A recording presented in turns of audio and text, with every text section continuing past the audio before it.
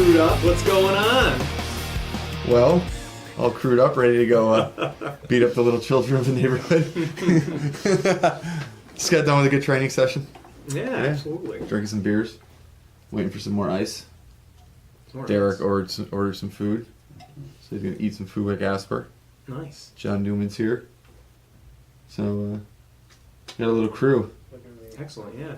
No, I just came up to Soulcraft for a part. I think I've been here 3 times now. Yeah. And every time it's been amazing. Yeah, we had good rolls for sure. A lot of good guys. I mean, it's almost everyone I rolled. Even I feel like when I started, and you would start. When did you start? I started 2013, early 2013. Really? And we were taught by, I think it was 3 or 4 straight blue belt at the time. We were all terrible. None of us knew Down in Norwalk? No, down in upstate. Oh, New York. where I'm That's right. originally That's from. right. That's right. Yes. And Oneonta. none of us knew anything, so it was basically, grab and squeeze and, this and that. That's and what she said. And, learn technique as you go. And obviously we got better over time, but... Yeah. But, I just feel like nowadays people come in and they just learn so much quicker, and they just learn technique quicker, and... People just drink the Kool-Aid. The people are just so much quicker to drink the Kool-Aid now, because I think there's so much... Even in 2013, what was social media back then? Was it as big as it is now? Probably not. You know what I mean? So you can just you can really just dive into stuff so much quicker now, and just, submerge yourself in jiu-jitsu. As before, it was.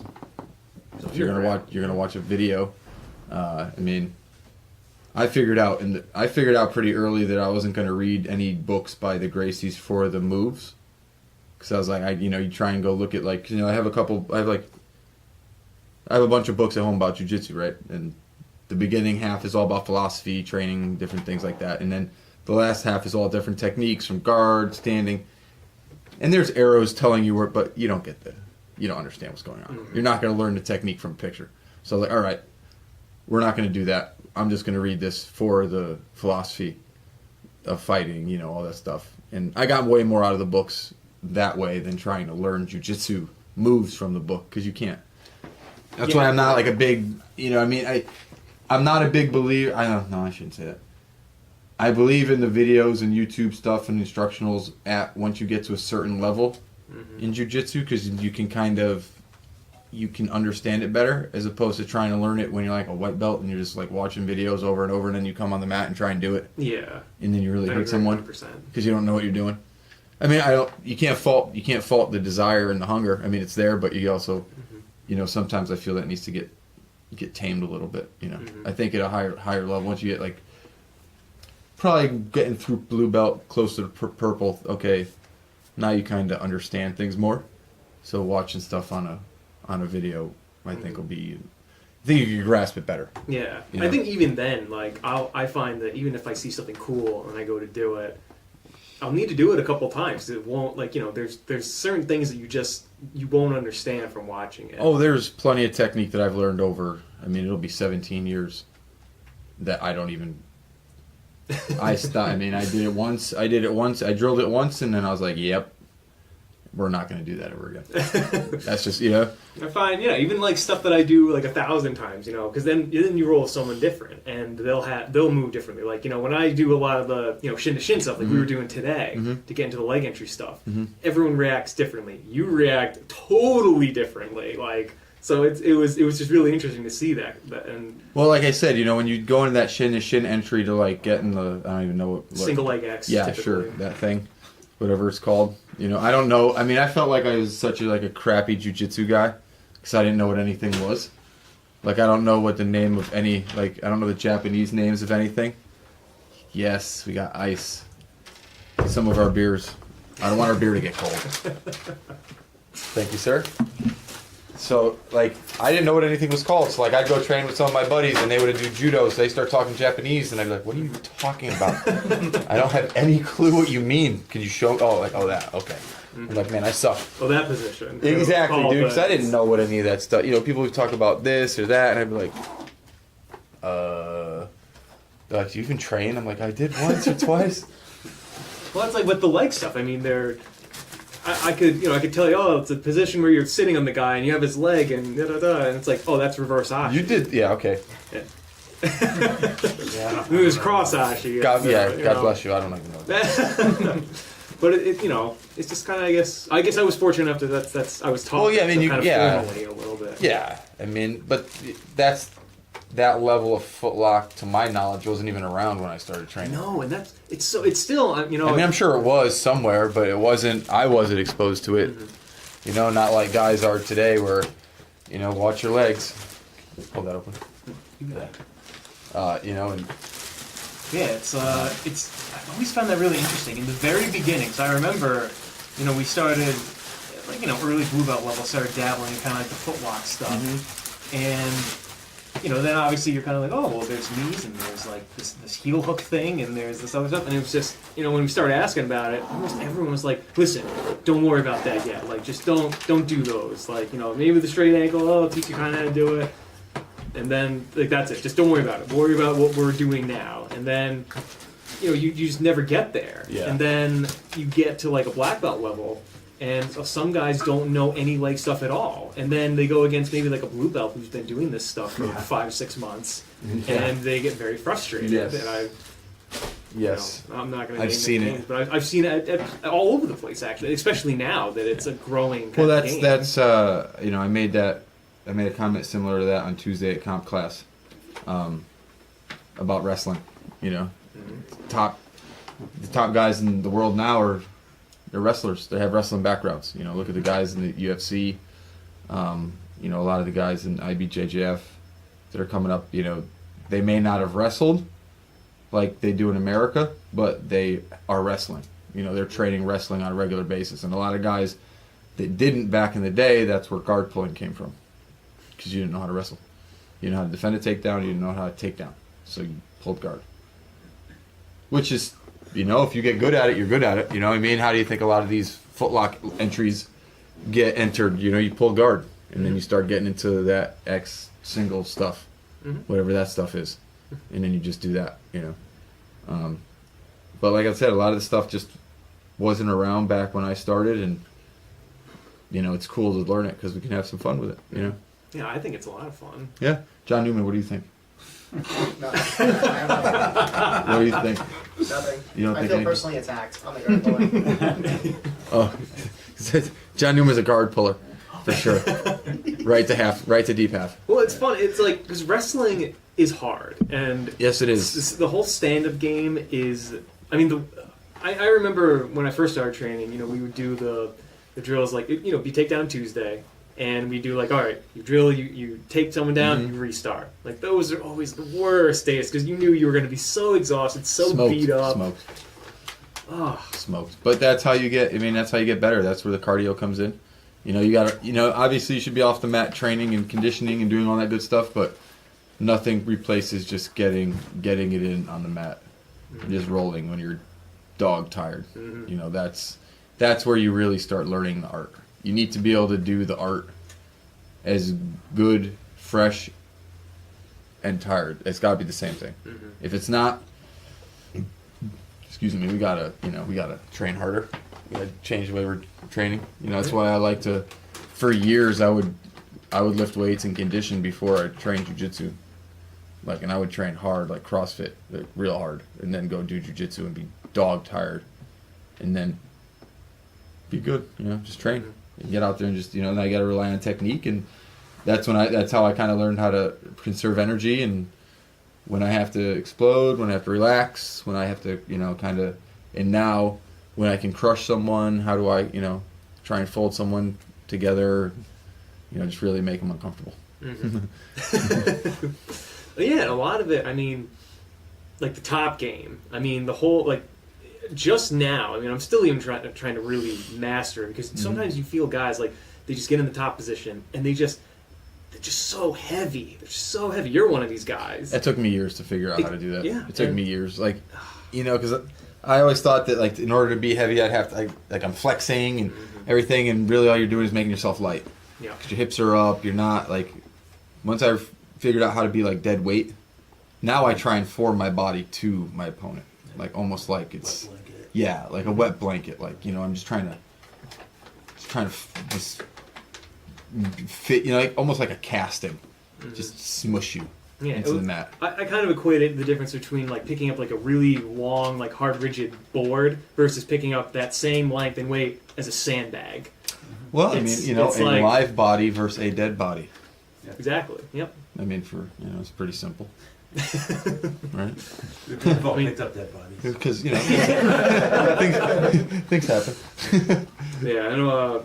Master Marcio would do just his basic. Wet noodle. He would just be like, "This is me when I'm stiff," and then this is me just laying on you, and you're like, "Oh, yeah, my, getting oh crushed. my god." Oh yeah, for sure. But that took me forever to learn. That took me a really long time. But once I figured out how to do it and apply it, then I was like, oh, cool. And now, the last probably 8 months, I've been really trying to tap people out with pressure, if I can. And I've gotten a couple people. I've almost hurt myself a couple times. So, I get my ribs so, into their ribs and my ribs had been injured so many times, and it's like, oh, okay, I gotta back off a little bit. Tapping yourself up in the I top did that in position. Mexico, actually. I think it was Croyler's class. He was showing one of those, I think a side control position about how to just drop the weight, and I liked the position I was dropping. I was like, oh, one of my ribs Oh, tell us about that. Yeah, you went to Mexico to do this getaway. How was that? Give us all the details. Gasper, you sure this was your first trip down there? So I mean, pretty amazing. You gotta ask the student. He's the reason why we go down there. So out of everyone here, were you the only one that went down to Mexico? He went last year. No, I went 2016. Oh, that was the first year, first camp. Yep. And then in this room, I was the only one that came this year, but it was awesome. What's it like? What's like the day-to-day schedule like? I mean, are you just waking up, training all day? So you have a lot of options. So wake up, breakfast, right? And then there's a bus that brings you probably, would you say, a mile or so? Where to the camp? To the camp. To the No, it's Longer than that? oh yeah, from Santa Fe. Yeah. Oh yeah, it's probably good 5-6 miles. Really, that far? Yeah, it's a trip. Oh, Yeah, for all sure. right. Well, anyway, Because one of the students, Chris LaFlame, Yeah. with the beard, he said he was going to run it. Yeah. And then we drove it, and he's Yeah. like, "Yeah, I'm not going to run this."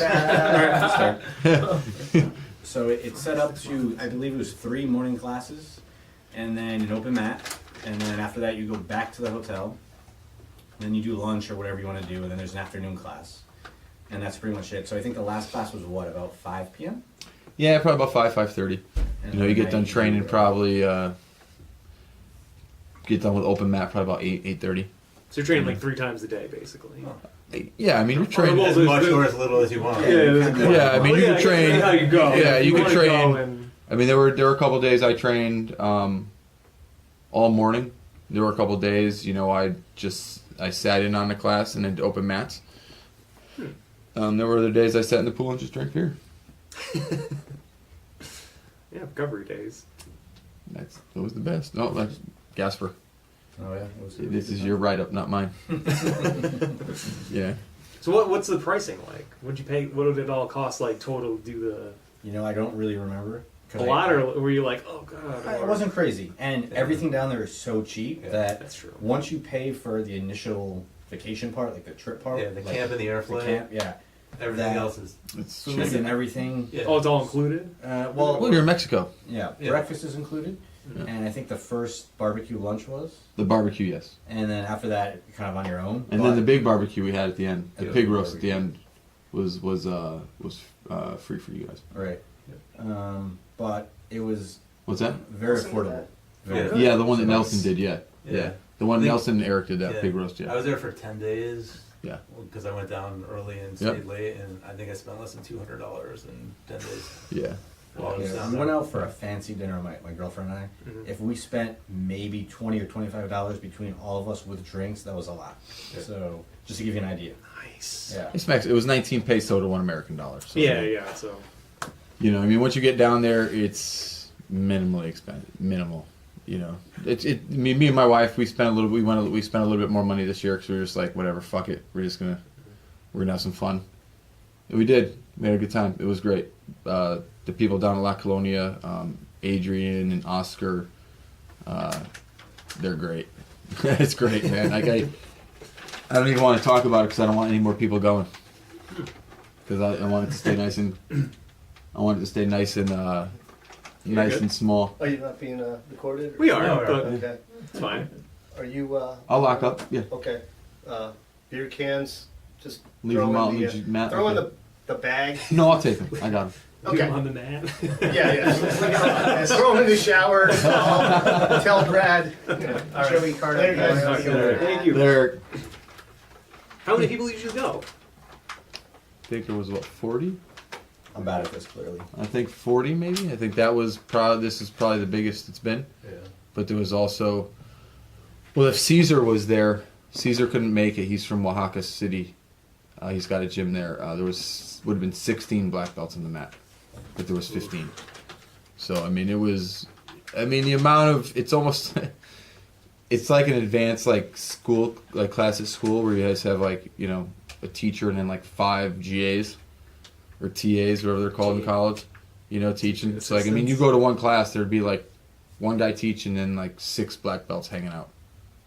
So all of a sudden there'd be 6 black belts teaching, because that guy would go teach his class, teach his technique, and then when everybody broke the drill, there would be guys walking around helping everybody. So it was cool.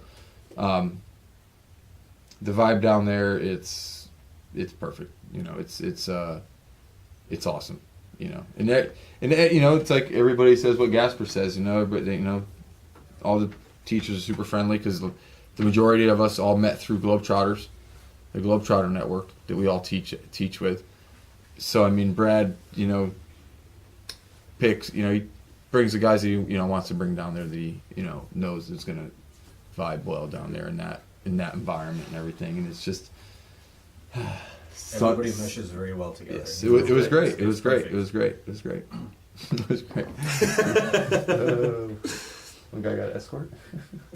A little extra fun down there. I remember that dude. You're right. It's pretty cool. Not Kept really. her for a while too. Probably cost him like $20 US. That's like 700 pesos, so. Yeah, dude. 700 too many. Yeah, we're like, whatever. Anyway, but it was great. It was great. It was great for sure. I mean, we had a really good time. Really good time. All the people that was their first camp, I'm like, so you guys coming back? They're like, yep, absolutely. And that's the problem, I mean, like, I guess not the problem, but what's going to happen is going to be like the same people at the camp every single year, because everybody that went the year before will always go back. Like, I'll always go back to this camp. Always. What is it? A week long? Yeah, a week long, but I think next year me and my wife are probably going to go to Mexico City, stay with our buddy Alvaro in Mexico City, go train with him. He owns a Henzo Gracie school, and he also owns 5 bars in Mexico City. Yeah. Wow. This is Well reasonable. then. Yeah, Alvaro, he's an awesome dude for sure. So we'll go hang out with him for like 3 days, go do the camp, and then like 2 hours south is a city called Hualtuco, which is supposed to be really cool. Or my wife wants to stay up at this resort that's like 30 minutes north up the coast in Puerto called Vivo. We'll probably do that. We'll probably go there for a week. So we'll probably stay for like 15 days. Or we'll go to Costa Rica or Panama that week, next week. Yeah, I was thinking, It's just so cheap down there. Everything's like so cheap. Yeah. That whole area, Panama, Costa Rica, it's just, the dollar just flies down there. It has a lot more spending power. Yeah. I was just gonna, because you're talking about your wife goes with you, you said your girlfriend goes with you, and I'm like, how do you get your wife and girlfriend to go on a jiu-jitsu thing? And then I'm like, oh wait, you're in Mexico. You can just like, hey, I'm gonna train. You go on the beach and just And that's what she get did. some drinks, and I'll see you in a couple hours. That's Right, what, exactly. that's what she The did. morning she let me go train, and then afternoon I just hung out with her, so it worked out. It was like a good balance. Yeah. My wife was, she's like, as long as I can be near a pool with some water and sun, she's like, I'm good. Jen drinks water. Well, it's like, just water. She just want to be near the ocean. Oh, Yeah, By water. She was happy. But we went out one night. There's this really nice restaurant that overlooks this one beach that I can't pronounce. Carizazillo. I can't pronounce the name of this beach, but it's awesome. It's a place called Espadín. We went to for dinner, and it was amazing. That was really cool. And then she went and did the turtle release. Oh, that's awesome. I didn't get to do that one because I had to teach, but I was like, go do it. And then I went out to the bioluminescent pool. I'll do that trip every year. That was great. That was awesome. Love that one. What is it? What? I take you out it's like a 30-minute ride out of like Puerto to like this lagoon. It's fed by the ocean, a natural spring, and then there's one more body of water that feeds it. So like there's a whole bunch of like the algae, the phosphorescent algae, and they take you out there. We go buy a bunch of beers and just go out. I mean, this place, it's like 11 miles long. Like you're in a boat for like 30, 40 minutes just getting out there. And then once I get out there, just cut the engine and everybody's just chilling. That sounds awesome. Jump in the water and then we splash around. It just lights up like my gi. Other than that, it's pitch black. And then it lights up like the gi. That white. Crocodiles? Yes. But You see him coming a mile away. where we're swimming, I guess it's okay. There's no crocodiles. How do you But know? I haven't been bitten yet, so I guess I'm good. He's gonna go back every year, so Alright, we'll get updates. It's great. It's great. It's great. I highly suggest it to everybody to go train. It's really the last time we spoke, I literally just started training again, and it was very rough in the beginning. But I'm at a point now where I'm good. I'm starting to just kind of come really consistently, watch what's going on and everything. I kind of had like a little knee injury for a while that I've managed to, I think, get past the worst of now. And what's funny is that I was training and everything, and I'm not, maybe you guys can attest to it, but like I got to a point where I was like, it's just like, why? Like I was so beat up, and I was just like, it takes kind of some time to kind of get back to that. Oh yeah, condition. for sure. And I'm just like, I know, like I've said, I'm going to do this forever, but like, why am I doing this? Like, You man, love like, it. and then I questioned. I was like, am I going to continue to do this? Like, am I actually going to do it? Of course you are. And then I just was like, you just wake up, and then like in that shadow of thought, you're like, am I going to quit? Am I just going to? No, is this it? never. And then I just wake up and go, oh, I guess I'll just go train today. Some of the best sessions I've ever had early days where I'm like, man, I do not want to go train today. You're so Friday. Like that was I do Friday not- for me. Like I just, you know what? But I'm gonna suck it up, and I'm just gonna go train. And I get on the mat, and I'm just like, Yeah. it's great. There's really nothing. There's nothing really better than jiu-jitsu. I don't really, people that don't train, they won't understand it. They won't get It's it. true. It's very true. And I feel like I have this conversation probably because I've interviewed a lot of jiu-jitsu guys, but it's funny because it always comes to like there is something almost magical, mystical about it. Where there's jiu-jitsu? Hell yeah. It, You're like just- a wizard. Yeah, I mean, I'm trying to quantify it, but it's really hard to kind of quantify. It's Yeah. What are you trying to compare it to? Just what it does to you as like a person. It's like, like let's say I play soccer forever. Oh, I quit soccer. It's like It changes lives. It's different. Yeah, it's It like, changes it's a very lives for the better. different It brings sport.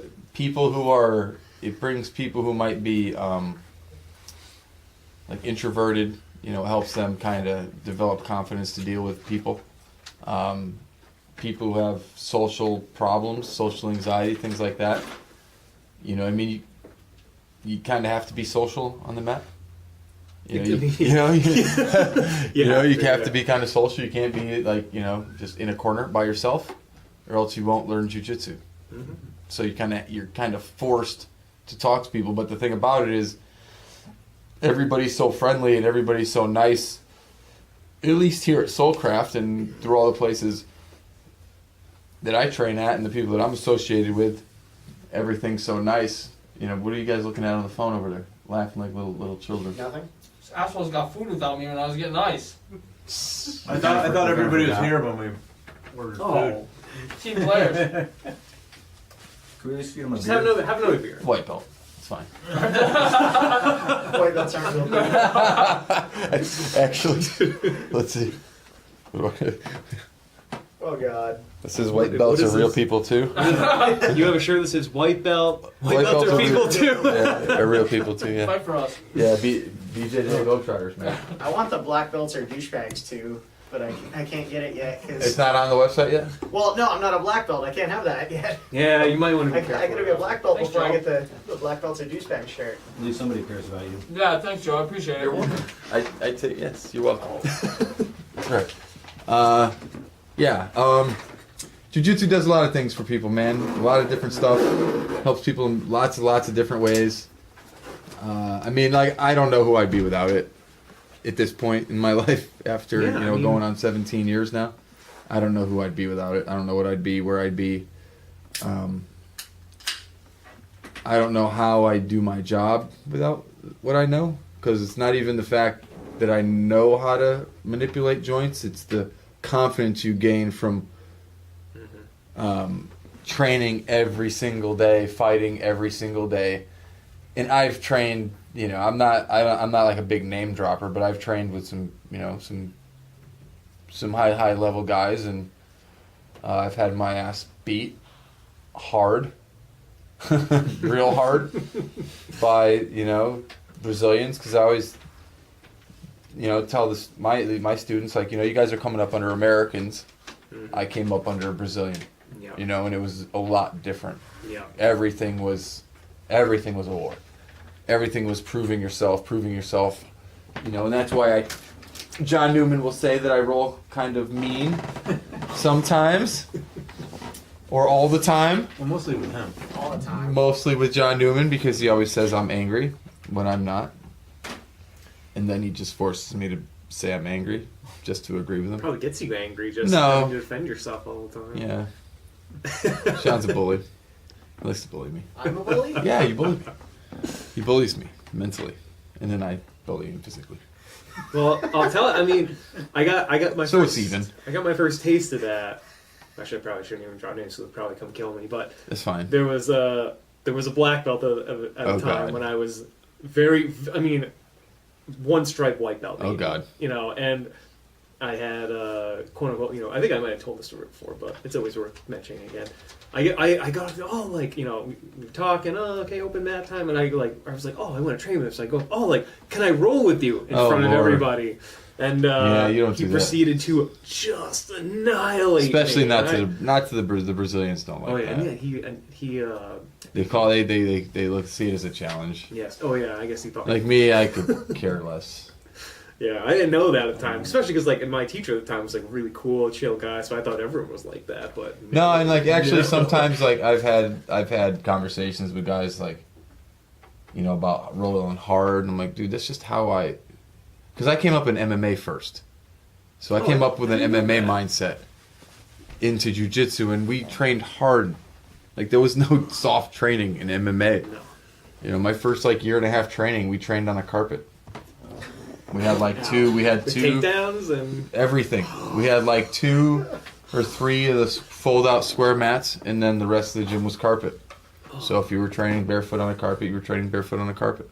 did you compete in MMA? Yeah, I had 2 pro fights. On YouTube.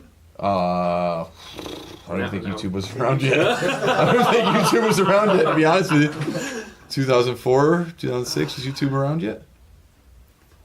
Who's got somebody Google? No, not. Hold on. I don't think so. I gotta Google that. 2004. I was. Oh my god, I was in high school. No, Okay, I let's. was in Okay, high school then. cool. Me Yeah. too. Yeah, me too. Yeah, I no- fart dust. Yeah, no YouTube then. We had No, MySpace then. MySpace was maybe the thing at the time. Maybe All right, let's it might see. have just been coming I out. think MySpace was around for sure, yeah. Yeah. I think Facebook was very new in 2000. Facebook was the cool thing because only college Only kids college had kids Facebook. had that. 2005, dude. Yeah. So my first 2005 was when YouTube was YouTube. Oh man. You're a year early. Yeah. How'd you do? My first fight, I got screwed over by the ref, and I'm definitely not one to say that, but that's exactly what happened. Me and this dude, I was super nervous that fight. It was my first MMA bout. Obviously, yeah. anyone would super be. nervous, and it affected me. It definitely affected me physically. It drained a lot of energy out of me. Absolutely. But me and this dude, his name was Kier Beveridge, was his name, and we went at it, right, and he caught me with a good one. I went down. I didn't even fall. I went to a knee and popped right back up, ready to fight in the called it. No, the ref asked me what days, and I told him it was a Saturday, and I said it's Saturday, and he called the fight. And my teacher's like, But we were the first fight, like, you know, first ever MMA fight. Like, who the hell wants to see us? So whatever. So that was the first one. The second one, I fought this dude from Brazil, and that one, like, I was so calm, like the same way I'm talking to you, like that's how I was in that fight. It was actually, I'll never forget the difference in how I was, you know, mentally. Did you like, so for your first fight, did you assess, you were like, I don't like how I just Fear of the drained, dude, like- just fear of the unknown, just everything. Like, had nothing to do with training. Is just fear of the unknown. Like, you know, I'm going into a ring and I'm gonna fight a dude. Like, it's not natural. Like, we pretty much do everything we can to not get into physical altercations with other people, and I'm willingly going into a ring to do this for the entertainment. Like, are you entertained? Yeah, you're like a gladiator, I'm a you know? gladiator, yeah, like Russell Crowe, right? Is that his name? Yeah. But it was a great experience. I mean, the second one, we had a good fight. He ended up breaking my face with a knee, and my face is still broken. It's been, 12 and a half years, because that was October 06 was my last pro fight. I got hired by Department of Correction in December of 06. So, I never got my face fixed ever. So, it's been I've had a broken sinus, and these teeth, I have 3 teeth in the right side of my face have been numb for 12 years. You look good for a broken face, though, Joe. Thank you. Good. But it's actually funny, because like sometimes, like, it's actually weird, because sometimes, like, the hook in my nose now, because it's actually, because my name is Joe Wee, right? So it actually forms a J. Like, when you look at it in the mirror, I'm like, it's a J, which is kind of funny. There you go. But it's funny because, like, for whatever reason, like, sometimes it'll be more prominent than other times, and like people I work with are like, "Holy shit, your fucking nose!" I'm like, "What happened?" They're like, "It's fucked up." I'm like, "Yeah, it's been like that. You know me for 10 years, dude." They're like, "Yeah, your nose is pretty fucked up." Maybe I'm they're like, just noticing. Maybe the light is just right, and yeah. No, that was it was all good experiences, all of it. You know, the training hard, and you know, just Getting your face broken. it's all good experience. All good experience. so you Okay. second MMA fight, and then you discovered jiu-jitsu shortly after that. Well, I transitioned because listen, if you're going to be an MMA fighter, that's what you're going to do. I mean, it's that simple. You don't half-ass MMA. You're either an MMA fighter living in your van in the parking lot until you make it, or you don't do it. Yeah. There's no, you're training 8 hours a day, or you're not doing what you're supposed to do. It's that simple. And I needed a job that was a job, Yeah. So got hired by a department, and then was still training MMA. Probably for like another, like 8-9 months, and what started happening, which was weird, is like I'd be training MMA, and like I would see all of a sudden my training partner would be an inmate. Like it was weird, and I started like freaking out and stuff, like to the point where I had to get off the mat and like go outside and like relax. So I started freaking out. So I was like, Wait, hold on. You were training. I would be training MMA, like, But you would like. and all of a see sudden, an like all of a inmate? sudden, it would be an inmate, Really? like an inmate that I had just seen at work. Did the inmates like intimidate you at all, or was there a reason? I don't know they were in why. your It was head, because it was or- just new. Like I was just brand new at corrections, and I don't know if I just thought that was something that was going to happen. Just getting like a one-on-one like drag out fight with an inmate. It has never happened yet. I was gonna say, yeah, I can't imagine. Hopefully it never does. But that's one reason I think why I kind of got away from the MMA too, was because of that. I didn't really like that. Because I was afraid I was going to go into like a primal mode, where it's like you're not doing MMA, now you're fighting for your life, and I don't want to hurt someone by accident. You know what I mean? Yeah, so it made you more of like savage, almost. A little in bit, sense. Like yeah. it had an effect on Yeah. you. So then once I kind of discovered just BJJ, but I also I was training Muay Thai for like a while too. Like I was training Muay Thai for like 5 years, solid. And I love Muay Thai. But then it was just BJJ, man. That was it. And then, what's that, like 12 years later? Because I started, pretty much just started BJJ in 2007, then got promoted black belt in 2014. So 7 years to get a black belt, and then July 14th this year will be 5 years as a black belt. So, Nice. and where I am now compared to where I was when I first got a black belt, I would absolutely smash me 5 years ago. Well, Absolutely all right. smashed me. Actually, I want to ask you. This has been on my mind lately. My teacher, my original teacher, who got me started in jiu-jitsu, he is, I think, getting his black belt this year, and you know, to me, I just thinking about it, you know, he's just getting his black belt. bringing the cooler? I guess I He's will providing. partake in this.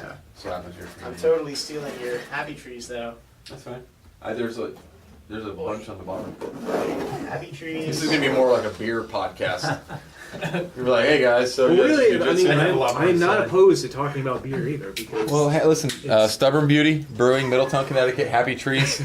If you haven't drank it, you're square. I haven't drank it. Well, actually. Can I? Can Can you? I? Can I? Please. I want to ask. I don't want to. Let me. I don't want to. Are they all gone? Oh God, no. We have a plethora of Happy Trees. Sorry, listeners. It's okay. Let's stick around for this. This is important. So, I have my original teacher. He is testing for his black belt. So, actually, this is two questions. But we'll start with this one. I feel like when you first get your black belt, it's almost kind of like you're a white belt again because now you're in a different world. Welcome to Like, the White Belt Club. You're out of the pond and into the ocean essentially. It's a Like, you're into you know what I mean? you're in the Marianas Trench, and you are sinking very fast.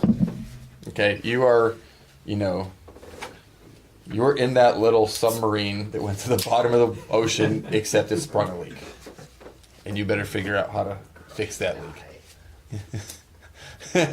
Oh, this is tasty. It's not just tasty; it's amazing. It's the It's, best. it's lighter. It's light. like a 6.2%.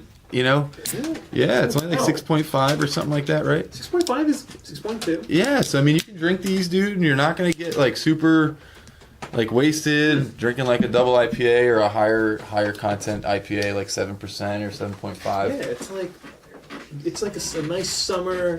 It's great. Yeah, it's as good. Year round, really. Oh, year round. No, year round. Yeah, Sorry, absolutely. yeah, I didn't just. No, honestly. I didn't want to limit it. I mean, one of the best Happy Trees I ever drunk was me and my buddy were out at Gay City State Park up in Hebron there's like a 6-mile loop up there. It was like 30 degrees outside. I mean, the beers were almost freezing in my rucksack, but they were amazing. It was so cold it hurt. Like, you know what I mean? If you drink something so cold it hurts, that's that. But it was the pain was good. The pain was good. It's totally worth it. So as you were saying, yeah, black belt. You're the Yes. new white belt in Yes. the black belt world. that's what my buddy George Law, up from New Hampshire, Port City BJJ, just got promoted to black belt down in Puerto, and I had no clue. There was a select few guys that knew, and John knew. Cause I'm not special like John, but it was cool, man. Like I was actually a little jealous. Like, what an awesome place to get promoted to black belt, right on the Pacific Ocean, La Colonia. You know, what I mean, it was great. Like, Yeah, and my wife, preparation. yeah, dude, it was great. And my wife will tell you, she's like, I got emotional. Like a lot of the other black belts got emotional because we were talking about this on the podcast, the Great Northeast BJJ podcast we did up there. And it kind of got on a serious tone and kind of stayed there because we were like, Jay Mansfield asked, "What's it mean to you guys what's it mean to be a black belt?" George, you just got it. Like, okay, a bunch of guys that have been black belts now for a long time. Jay 10 years, me I'm going on 5. Brad was there going on probably his 3rd stripe soon. Just what's in the podcast kind of kept more of a serious tone because of that, as opposed to the first one I did with them last year, which was just, I don't know why anybody would have listened to it because it was just ridiculous. But, that was a really cool experience to watch him get that. And I was like, well, welcome to the White Belt Club, brother. Yeah.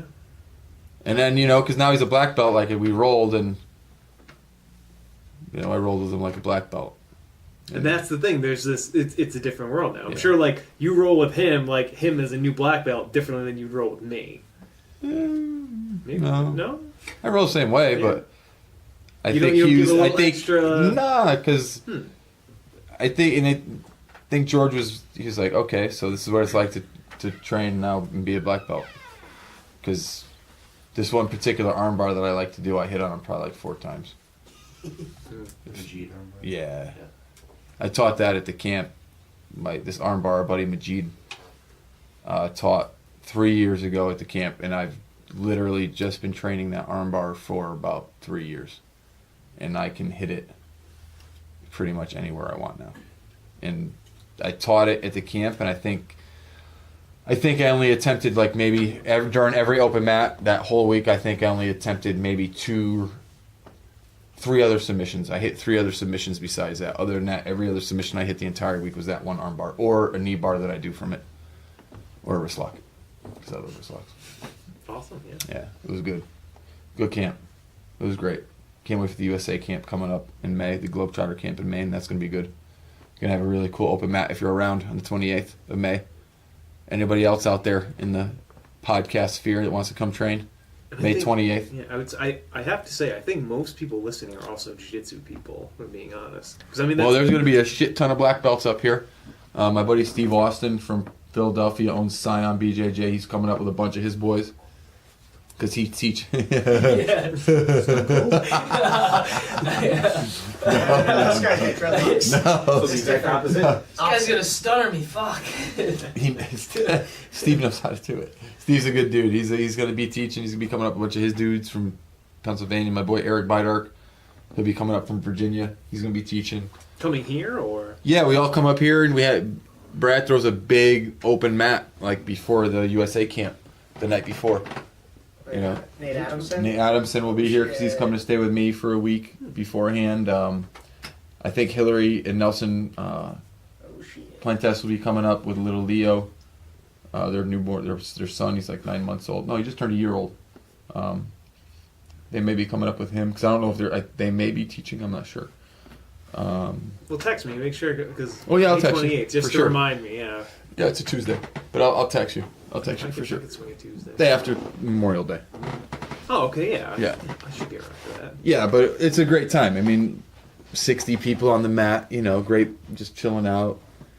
Probably bring beers and, you know, roll for probably an hour and then just suck down some beers and just bullshit and then get ready to drive up to Maine the next day and have a nice Globetrotter camp. Nice. Yeah, it'll be a good time. Can't wait. What's the Globetrotter? The Globetrotters, Give us some details on that. John Newman, would you like to... No, I would not like to explain. I think John Newman will explain it. You're quite the legend, John. John Newman will explain. Because I'm an instructor. You know, asking me about it, you got to ask us. You got to ask a student. You know, I mean, if you ask me, it's one you're thing. up. Eric over here also went to the USA camp, so I think that he's probably a better person to talk to. Yeah, but John Newman, I went to the old USA camp. In New It's not Hampshire? even there anymore. in New Hampshire. Yeah, that was still fun. The first one. Yeah. Yeah, it was a good time. I had a great time. Is Globetrotter camp kind of like Mexico trip? Is it similar but just like kind of in the U.S.? Well, it goes everywhere. So Oh, you travel. It's like a circuit. First time I met John Newman was in Belgium, at the Leuven camp, and that camp had I think 250 students at it, Yeah, or something like that. 240. Yeah. My class that I taught, both my classes had about I think $180 in each class. geez, that's a lot. How do you even? That's insane. How do you deal with that? I mean, where do you? What room can fit 180 people? You're in Europe, so there's a sport house. It's a sport hall. You know, it's owned by the government pays for this stuff, so it's just like a massive building with just Mats. It's really like a yeah. judo team, right, or something. I'm not, but it's underneath like a Olympic swimming pool, so the mat spaces.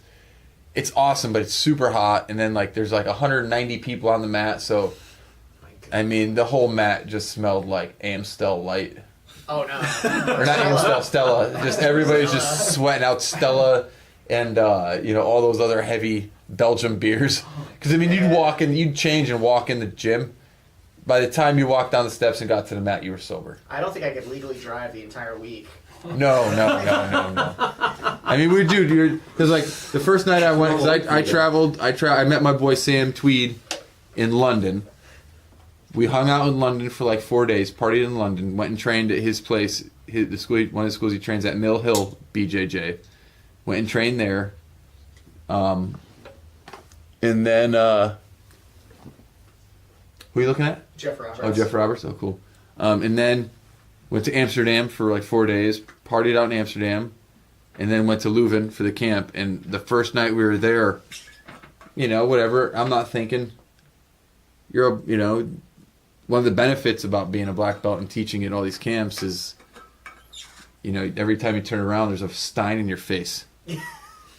A stein? Yeah, of beer. People are just giving you free beer, man. Like They refer to that particular camp as like the beer camp. it's the beer camp, and everyone's dude, drunk all the time. I don't know how me and Sam got back to our hostel. Is it I don't good remember. beer? Is it like... I don't remember. It's amazing beer. I don't remember. All 2 beers in a row. Dude, because you know why? The first beer I drank was probably 14%, so then I'm knocked out right there. Yeah, That's the forget roofie. it. Forget it. That's the roofie right there. I don't remember shit. I remember bits and pieces of me and Sam walking back to B housing. They don't close the bars there either. They'll stay open until like interest dies, so you can go home when the sun is rising. Oh yeah, like especially like this one place we partied at, De Brasser, right in the corner. Like they had this place called the Oud Market. There's like 35 beers that line this market. It's huge. It's a huge square, and like we made friends with the guy Bart.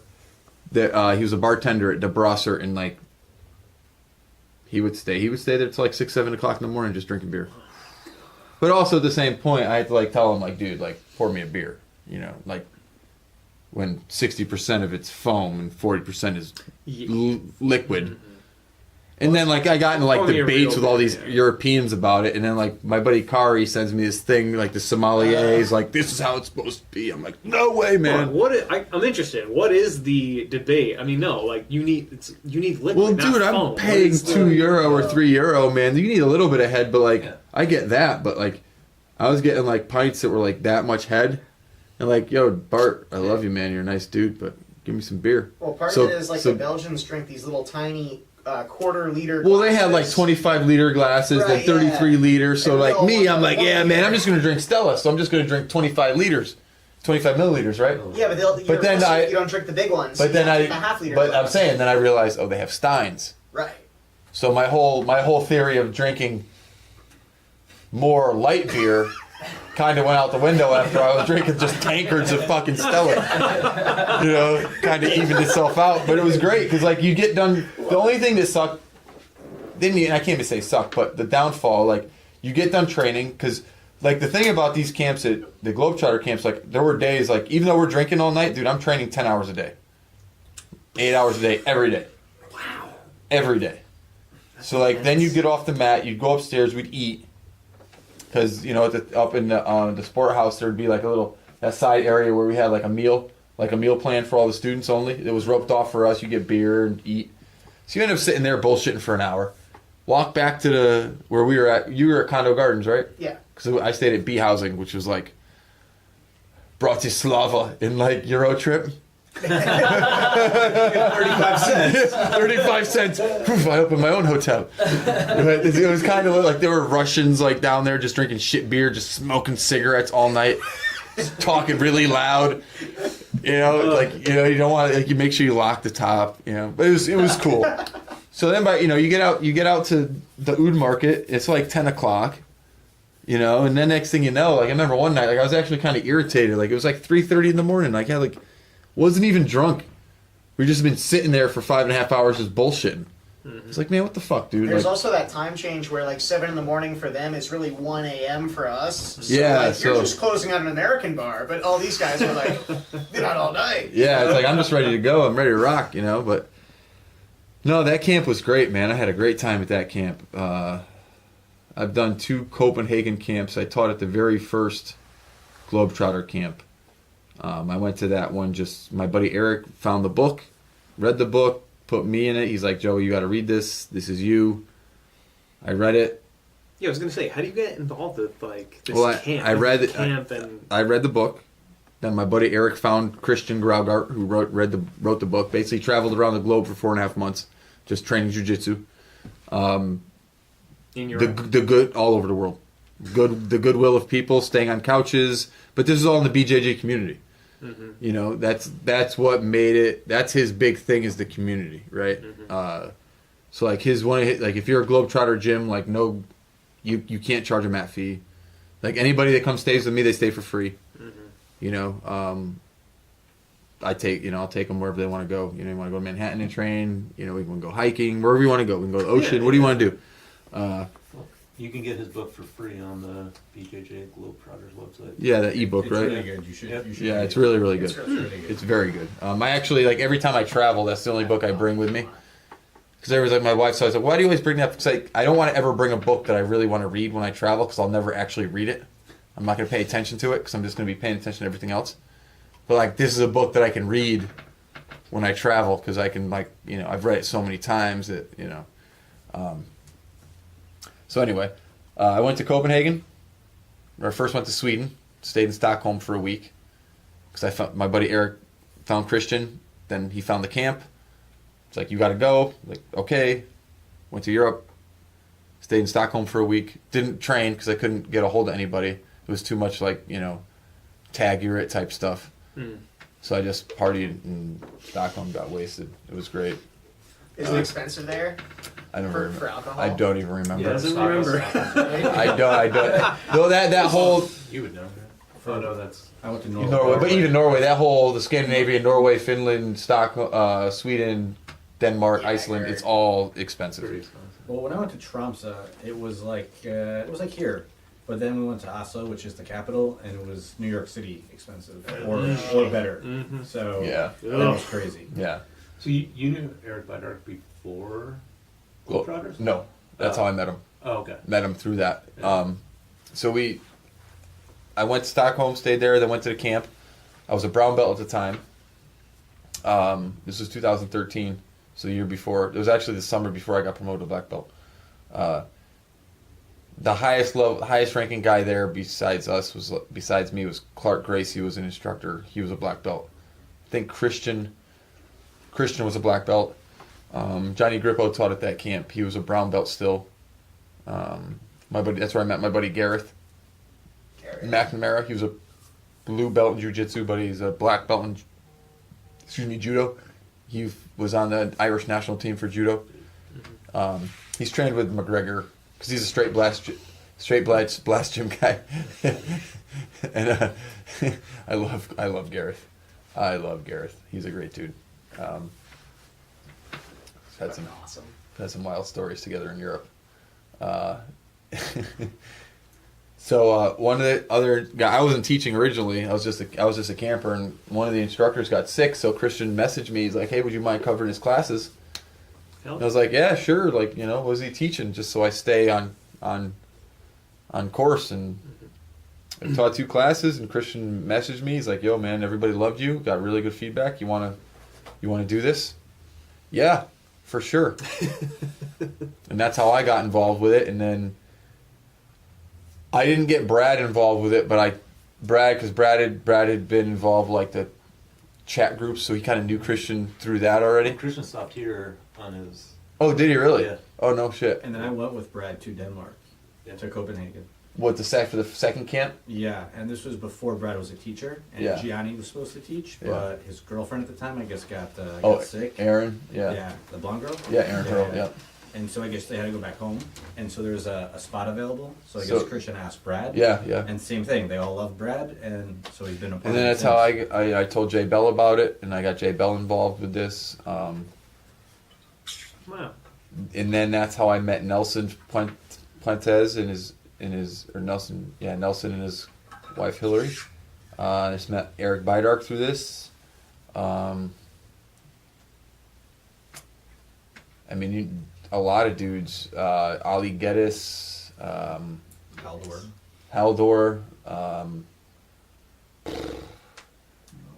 I mean, you know, he's from Iceland. Nah, I know Haldor's a Ollie beast. Geddes. I did laundry with Holly Yeah, Ali.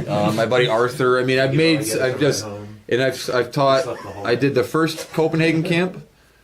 It wasn't the second one, but the third one with the distortion camp.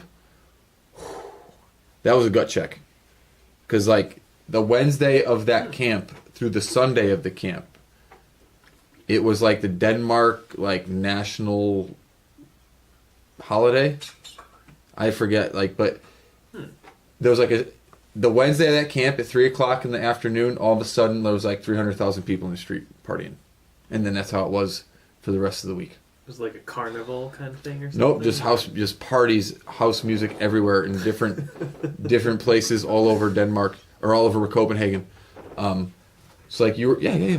Please, guys, drink. So you're literally, we were out to like 6 a.m. every day, and then on the mat for like 7-8 hours every day, and it was a gut check, absolute gut check. I mean, training 8 hours a day, every single day. I mean, gut check. Yeah, it was great. So then, yeah, I mean, you get good, I'm sure, from that. You get really good from doing that. That was my third. So I've done 3 European camps, and this will be my 5th USA camp. So I've done 8. Nice. 8 camps. How did I don't think I've ever asked you this. How did you end up like kind of meeting Brad and being a part of Soulcraft? I mean, I don't know the story. The first time I ever trained with Brad. Well, did you always train with Brad? Or No. If you started training Jiu-Jitsu, how did you come here? Like, what was the story between meeting Brad and coming here? And... I met Brad. Oh man, there's a lot of backstory here. Without getting too, there's a lot of backstory. Well, there's a lot. So from my understanding, Marcel, he came here. Brad, I think, is his first black belt But Brad wasn't originally under Marcio.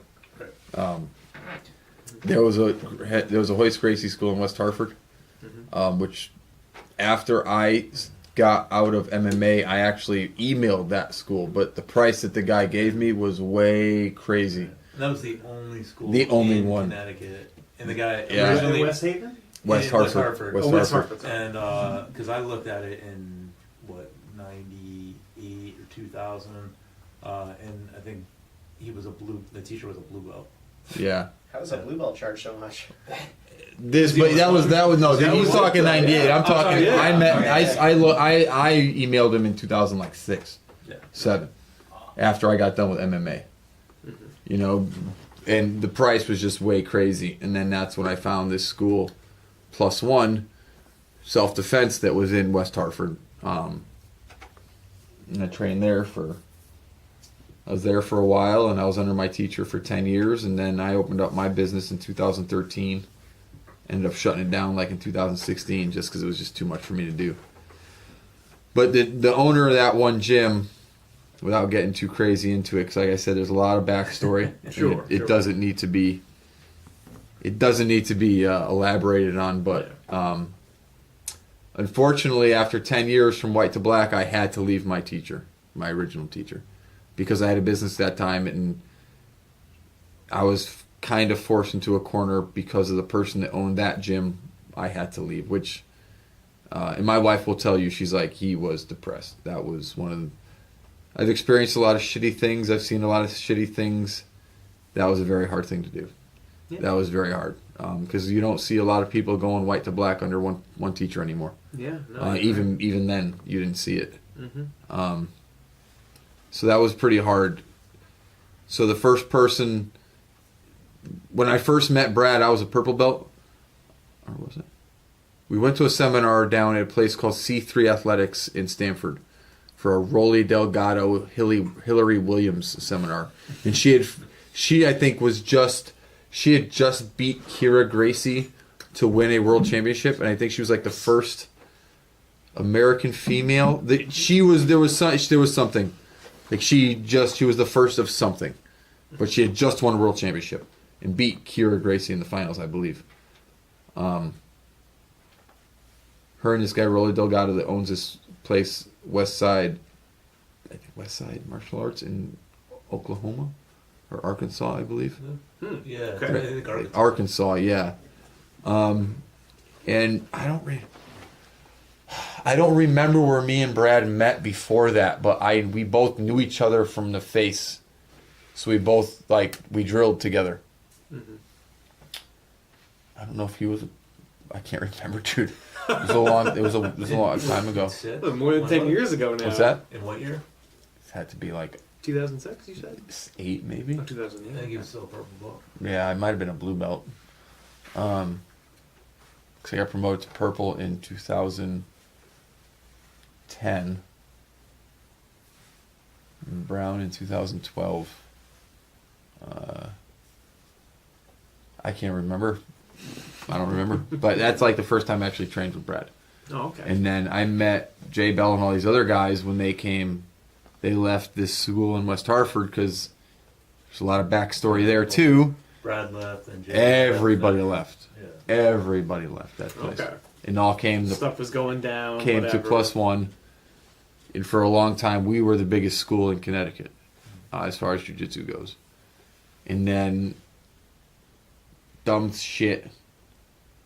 But we all stayed friends. Like me, Jay Bell, like a lot of my black belt I owe to Jay Bell because he let me train up at his school for free for a long time. But I was also driving out to Danbury for about 3 to 4 days a week to stay with my teacher. From where? Where were you? at? New Britain. I don't know how About 50 minutes. And then I would drive there, and then I'd go right to work and work third shift. That's There was a couple days where I changed in the parking garage at the job. Without a doubt. That is But that's why I went to third shift. When I started in the department, I was on second, and I wasn't training enough. You know, once that jiu-jitsu bug got me, dude, like everything else stopped. Everything else stopped. Like I passed up K9. I passed up K9. K9 Department of Correction is like one of the best kept secrets, dude. That was so cool. I passed it up. I was basically told, listen, man, just study the directive, pass the interview, it's yours. And I was like, and then once I talked to a bunch of my buddies that I went through one of the SWAT trainings with that were already on K9, and I was like, what's it about? And they're like, yo, listen, man, it's the best shit in the world, but that first year, that dog owns you. You know, 14 weeks at the State Police Academy with the dog, and then like your kennel bitch, and I was like, fuck, man, that means I ain't gonna be able to train every day like I am right now. And I told him, I told this guy, I was like, sir, as crazy as you think this is, I have to respectfully have you pull my name out. I don't want to make a commitment I can't keep because I need to train jiu-jitsu every single day. Wow. That's the reason why I got married when I was 33. No, 30. When the fuck did I get married? 35. You know what I mean? There's a reason. I remember you saying your wife understands. Because you were explaining to me last time. I remember you were Well, like, my wife, my wife, but she also, She I have a very strong-headed Sicilian wife, and she's like, when she does put her foot down, I do acquiesce to her wishes. I'm saying, but if she understands. if she didn't support me to the level that she supports me, I would not be married to her. I'll put it that way. And she would not have been the first girl that I kicked out of my life because they got in the way of my jiu-jitsu.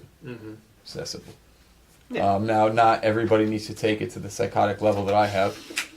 But those that do, awesome. Those that don't, I mean, Uncle D is a very good brown belt.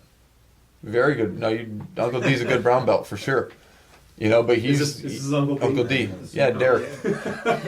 He's a good brown belt, man, Now for he starts sure. drinking more. So And he's by no means. I mean, you're not passing up a concert for a tournament. No, I'm a Exactly. straight hobbyist. Yeah, but you're a very good hobbyist. And if at some point in the past, if Derek had made that choice to be like a psycho about it, he'd be a very good psycho about it.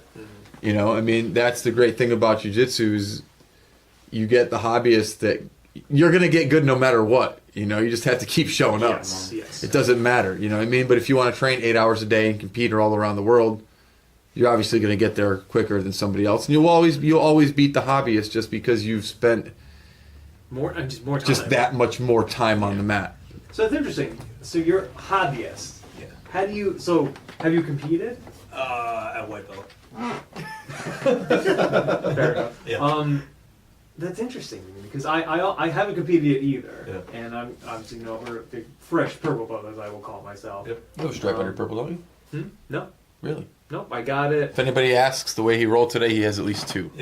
No, do not. To make me feel better. No.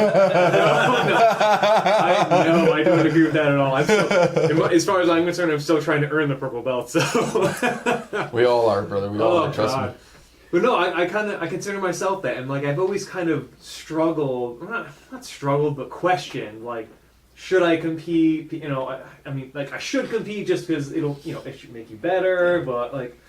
But like, I guess the question comes, like, can you really get like a black belt if having really not competed? Like I've never competed. Like at least you could say you competed at white belt, and like I question myself, like, can I even be like legitimate? Like, could I, I think about that kind of stuff. Like, can I really progress, be like considered like a good purple or brown or black belt without having gone through that experience? Sure. What are your thoughts on that? I have the same exact thoughts in saying, like, if I was ever to get a black belt, would I deserve it? Like, because there's competitors, top level blue belt, purple belt, brown belt competitors. If I ever got my black belt, he could probably kick the crap out of me. So. The problem is this with jiu-jitsu at this point. We have to take it out of the sport context. This is a martial art. Okay? You don't need to be a competitor to be a black belt in a martial art. Okay? That's very important to understand. There are high-level purple belts out there that will probably kick my ass. Because guess what? They don't have a job. Their job is jiu-jitsu. They spend 10 hours a day on the mat. Mm-hmm. You can't replace that mat time. I mean, I've been on the mat for 17 years. You know, how many thousands of hours is that? A lot. But guess what? That same guy who's a competitor, and I've competed and I've been very successful in competitions that I've done very well. In brown belt, I was doing very well. Black belt, I'm starting, it was very humbling in the beginning, but I've gotten much better and have done well at black belt, in my estimation. But that guy would probably beat me. I mean, it's a completely different thing, you know what I mean? If Derek gets his black belt, it's because myself and Brad believe that Derek is a black belt. It's got nothing to do with his competition ability. It's got to do with the fact that you've put the time in, you're doing what we believe a black belt should be doing, you carry yourself as a black belt number 1, and now we're getting into what we were talking about in Puerto, like what does it mean to be a black belt? Being a black belt isn't just about doing this stuff on the mat. There's plenty of black belts out there that are scumbag human beings. To me, that's not a black belt. Too. Like that to me, that's not a black belt, dude. Like, it's not a black belt. Yeah. You don't deserve it. How do you treat other people? I mean, if you want to get really psychological about it, how do you treat? How do you treat animals? I mean, that's how you want to see how somebody really is. How do they treat an animal? Sure. If they're beating on an animal, guess what? That person's a piece of shit and they're psychotic. I mean, that's literally, you read the book Mindhunter. If the dude pisses his bed and has problems with his mother, he's probably going to be a serial killer. I mean, cruel to animals. Those 3 things. I mean, if you've ever watched the Netflix series. John Newman's batting 3 for 3 on that one. Yeah, he said, hitting 1,000. But I mean, that's psychological and scientific fact. If you find something, you know what I mean? How do you treat other people? The guy who created Quantico. Yep. John Douglas. Yep. Well, yeah, because I just, I even asked because. You out here, brother? Maybe later. We'll see you guys. Yeah, brother. See ya. Sorry about your food, bro. See you guys. See ya. I do. It's like, because I know even like any belt I've ever gotten, for me anyway, it's like I got it, and then my first thought was, I have to earn this thing because I clearly do not deserve this thing. Like, that's pressure you're putting on yourself. Yeah. You know what I mean? As I tell guys, I'm like, listen, what you think doesn't matter. If I tell you that you're doing well, you're doing well. But like even in the face of, so you'll say that you'll be like, you're doing well. Yes. And then you have like these really like, even now, like when I started back in January, December or January. I mean, I had white belts who've been training leg lock stuff for 4 or 5 months. Yeah, but dude, that's just like dark magic, bro. That stuff is dark magic. But like, you need to have, if somebody who's got 6 months working that system for somebody, regardless of belt level, who doesn't have 6 months working that system. I didn't. Yeah. I mean, Yeah, man, that's I like, didn't listen, have that. dude, you're learning hieroglyphics. You know, you got to catch up. Same with me, man. Like when I first started coming up, dude, there was none of this shit that I knew of. It was straight knee bar, straight ankle locks, straight foot locks. Yep. That's what it was. We weren't even allowed to do them at my gym until you were a blue belt. That's Gasper, how was that? even when we got the blue belt, we weren't allowed to do them Yeah. at all. They were like, Yeah. listen, Yeah, this is the I just ankle picked lock, it up like, like And they were still kind of frowned Yeah, upon. we really don't know because Oh, it was we four. really weren't finishing Oh, correct. maybe the- But right. they were like, listen, It was this more is like it, but Paul's like, wife don't works like, there. just don't do it. She's the Yeah. It was really Well, it was fun. more. Yeah. I feel like it was the straight was like almost more like an Achilles lock than really like twisting the Yeah. foot. Well, because the whole reaping and, Right. you know, There I mean, was- that whole thing was rule, frowned upon. the whole reaping rule kind of, Killed. well, it kind of really. shaped the mindset of the competition because guys were like, well, because the moment you brought that, because what happened was once they developed that reaping rule, guys would start pulling your foot across the hip to put you in a reap, Yep. and then you get, and plus it was so new on every level, the refs would reap like, no, I'm not reaping. He put my foot there. Like I'm not. My foot was on the outside of the hip where it's supposed to be according to the IBJJF rules, and this guy takes my foot and puts it on the inside of his hip to a reap position. So, who's getting the? You know what I mean? Are you gonna? I'd almost call a stalling penalty, or give a warning to the guy on top.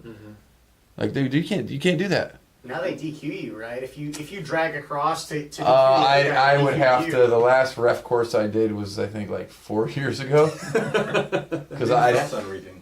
What's that? What are your thoughts on that reaping rule? You think it's I believe in it because that is a catastrophic injury waiting to happen. Because the mechanism For of gi or injury, for gi? both gi, no gi, the mechanism of injury for ACL tear is that it's a planted foot and a rotation of the knee.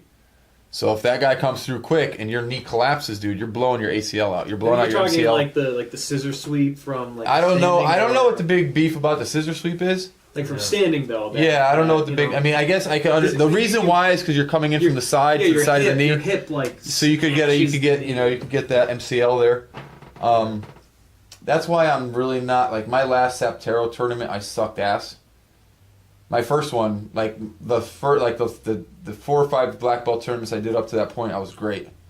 I may not have won gold or anything, but I got silvers and I was happy with my performance. Either losing by a point or whatever, I was very happy with my performance because I'm competing at black belt. Mm-hmm. You know, I'm not just training at black belt. I'm competing there, which now I'm really happy about. Right. Yeah. So my last Saptero tournament, I did well. Tap armbar with Pat, and Pat's a great 10th Planet guy, awesome dude, great footlock guy. But I also knew that he's a 10th Planet guy, so I was like, if he starts going deep half or anything weird like that, like I got to lock it down because I can't let him because that's a truck and all that other crazy crap. And he's gonna blow my hips out, and I was just like, oh my god, this is gonna be horrible. So I was like, I just got to do it, But luckily, I've been training with John Newman for a while, and John Newman loves deep half. Right. So, and they're basically like the same size. So I've been training with him for a while. So like when Pat did it to me, I just applied the same technique that I applied with John Newman. And he was like, yo, I couldn't do anything. You just because I would just drop my weight. And it kind of killed the ability. And I, underhook or get a cross face or a far knee. As long as I'm controlling the far side, they can't really use and utilize that deep half. Not to the way they need to, or the way that the position was designed to be used.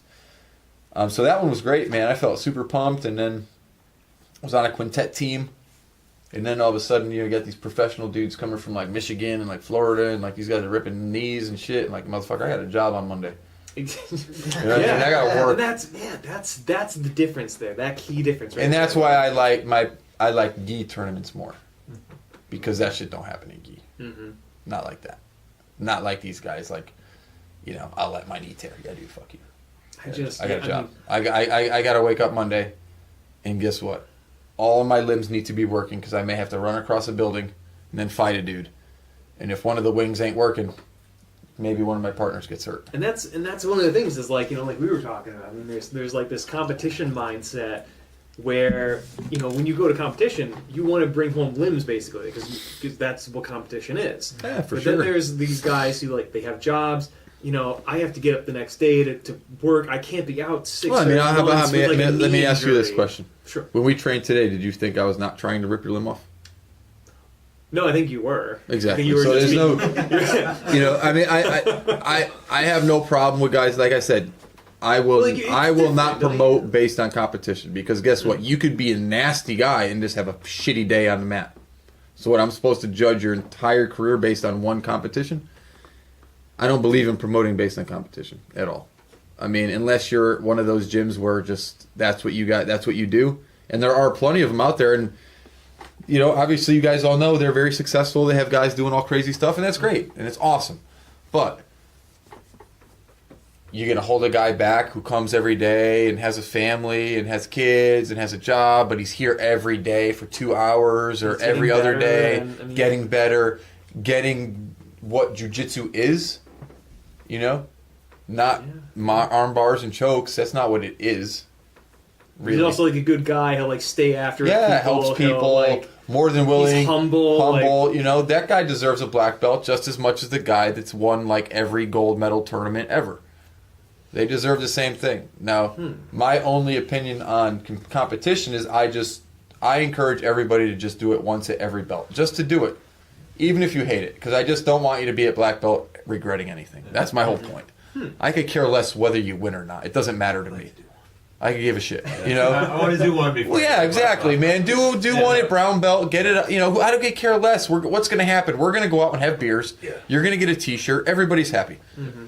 You know, who gives a shit if you win? That's not what it's about. You're going to get better no matter what. That's true. You're going to step off that mat a different grappler, whether you see it or not. You're like I asked Vince that today. You know, I was like, Vince, has anybody told you like you're a different grappler right now? He's like, yeah. He's like, I feel much more of a beast. I'm like, that's what happens when you do these camps. Mm-hmm. You reset. You come back better. Bastard. He doesn't stop moving. That little bastard. Yeah, Vince is good, man. Vince is a good brown belt, dude. He's a good little squirmy motherfucker. Oh, the smaller guy. Yeah, with Vince the dark with the hair? blue hair, with the blue, He's a the buck blue, forty. The blue 45. tap cancer out. tap cancer. No, he had a was it tap? Yeah, it was yeah. inverted, but it was a tap Yeah, cancer was gi. he- Yeah, just a inverted little makes while it. ago? Oh, okay, that's right. That's right. Yeah, yeah. Okay, Yeah, I Vince. saw him and I go, Yeah. oh shit. No, Vince is good, watched him dude. come I like back, rolling and I with was Vince, man. Like It's Some- a fun role. sometimes I Yeah. feel bad with Vince because like I'm not a big dude, but I'm bigger than Vince. Right. Well, you feel heavier than you are. I have to crush because Vince. of your weight. I have to crush have Vince. to, yeah. Like I have to crush him, or else He'll he's gonna squirm squirt. in. Yes, he Yeah, will. yeah. And then it's like, God damn it! And I don't want to scramble with him. Like that's not what I'm trying to do. Like I have to crush him, and I did that. I have to do that today. I felt kind of bad a little bit. It's good. Hey, it's good. Gotta crush people. Yeah. No, but as I was saying, like I would like everybody to compete just one time. It can be the smallest tournament. I don't give a shit. It doesn't matter. You don't need to do worlds every belt. I could care less. Just to say you did it. Just so I don't. Like I said, and I can't really emphasize it enough. I don't want anybody to be a black belt and regret anything. You know.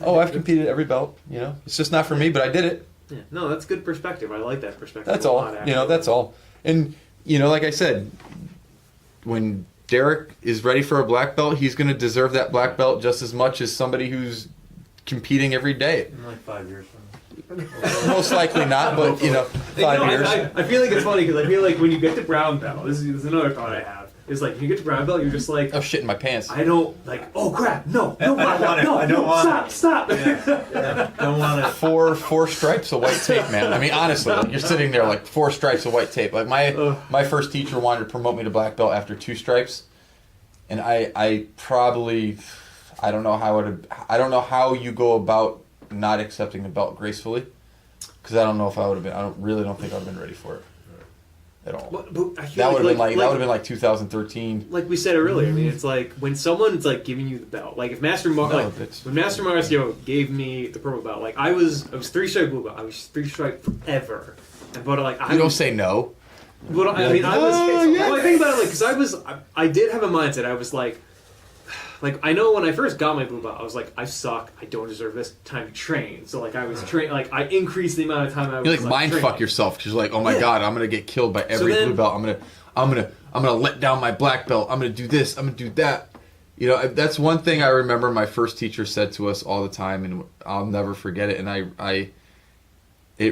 he's like, you can go compete on any mat on the planet, you know, and with what you know here and what I teach you, and me and my teacher, dude, like I'm telling you right now, when I got up in level, like purple, especially when I started out to purple, because we both used to compete a lot, and like we used to train with each other to get ready for competitions. I'm a purple belt, and this guy's like a two-stripe black belt, and we're killing each other, dude. Like, some of the matches, some of the trainings that me and my teacher had when I was a brown belt, bro, like, wars, dude. Mm-hmm. So, like, I'm not against rolling hard. Like, I do things to cause pain for a reason. And I'm not against it. I'm actually quite for it because I need you to understand what it feels like, and I need you to understand that you can deal with it. Because once you can deal with it, and once we deaden these nerves, it doesn't matter, dude. Drop your knee into my thigh. I can't feel it. I'm too callous. My body's too callous. That's the point. Mm-hmm. So when I roll and I grind on dudes, like I'm like. And as I've gotten higher, you know, more in my black belt, I kind of get more like, I don't know, more soft because I'll always ask people, "Are you okay?" I always do it. Like so I think it's I do it. I'm like, "Are you good?" They're like, "Oh yeah." I'm like, "Okay." Well, even like you had that Kimura, and yeah. I like, oh, you. Because like as we were rolling, like you hit my hip with your hand, and it was like almost like a tap, so I let go of it because I knew the next roll that I was gonna do, I was gonna take your arm and continue rolling down the mat with it. Mm-hmm. So I'm like, you know what? Good. All right. Yeah. Well, that's the thing. It's like, because that's the mentality. Like, this guy's probably like got to go to work tomorrow. He's probably, you know. Well, I mean, but there's also guys where like I've rolled with dudes where it's like, you know, I'm gonna hurt you. Well, so what are your thoughts on people complaining that you go too hard? Not you particularly, just in general. Like, do you feel like that's something that people should complain about, considering that isn't this? It depends on. It depends on. There's different kinds, and this is gonna sound really weird, but there's different kinds of hardness. Okay. You know, if you're being a dick, well, like you're throwing thing, like, strikes or throwing knees, right. You know what I mean? Like, if you're controlled, is there too hard? No, never. Right. But all right, even never. throwing, in my opinion, never. Throwing knees or elbows. Like there's times, like there's certain positions where I'll be going and like just like the momentum, like I'll punch guys in the face by accident. Well, knees not to the hard, face are knees so to the, common. But the thing about it is this, like, if you're a douchebag, you can disguise it because you got two bodies flying against each other. Like, I remember one time I was in my when I had my gym in Middletown. My buddy Brad, he was like a white belt. I think I just made a game. I gave him his blue belt after he's in the special forces. Once he got selected, I gave him his blue belt. And I'd known this kid since I met him when he was like 13. When I first started training teaching as a blue belt in 2000. I don't even know the timeline of my training anymore. Whatever, back in the fucking day. We were rolling, dude, and I was passing his guard. He was doing something, and his knee and my head hit, and I have to get hit extremely hard to bruise. Like, I've been hit by a car before, and the only thing that I had a bruise, a tiny bruise on my knee, on my shin. It was a little sore. Mm-hmm. I thought he cracked my skull. Like, I had a bone bruise. Like, a deep bone bruise. Like, I went to work that night, and my boy was like, yo, you all right? And I was like, because, you know, when you get concussed, like, the light fucks with you. Right. And I'm just, like, walking in the, like, I'm walking, you know, when you walk into jail, there's lights everywhere. I'm just like, like, getting a headache, and I'm dizzy, and had a bruise, like, I had a bruise on my head, dude, like, in a knot, and, like, you could see a line. I was like, fuck, he cracked my skull open. Like, I saw stars, and my wife was like, what'd you do? I'm like, well, I continued past his guard, and I tapped him out. And then we hit hands and kept training. You know, I don't believe in anything. I don't believe in too hard. But you also came from MMA, and there was no other thing to do but train hard. But Like, also, that's all you did. Jiu-jitsu is a self-defense, right? So if you're in a street altercation, you can't be like, dude, you're going too hard. So that's kind of You know, why you're training your. You know, that's the problem. that. Like, you train your mind. You know, if you. But again,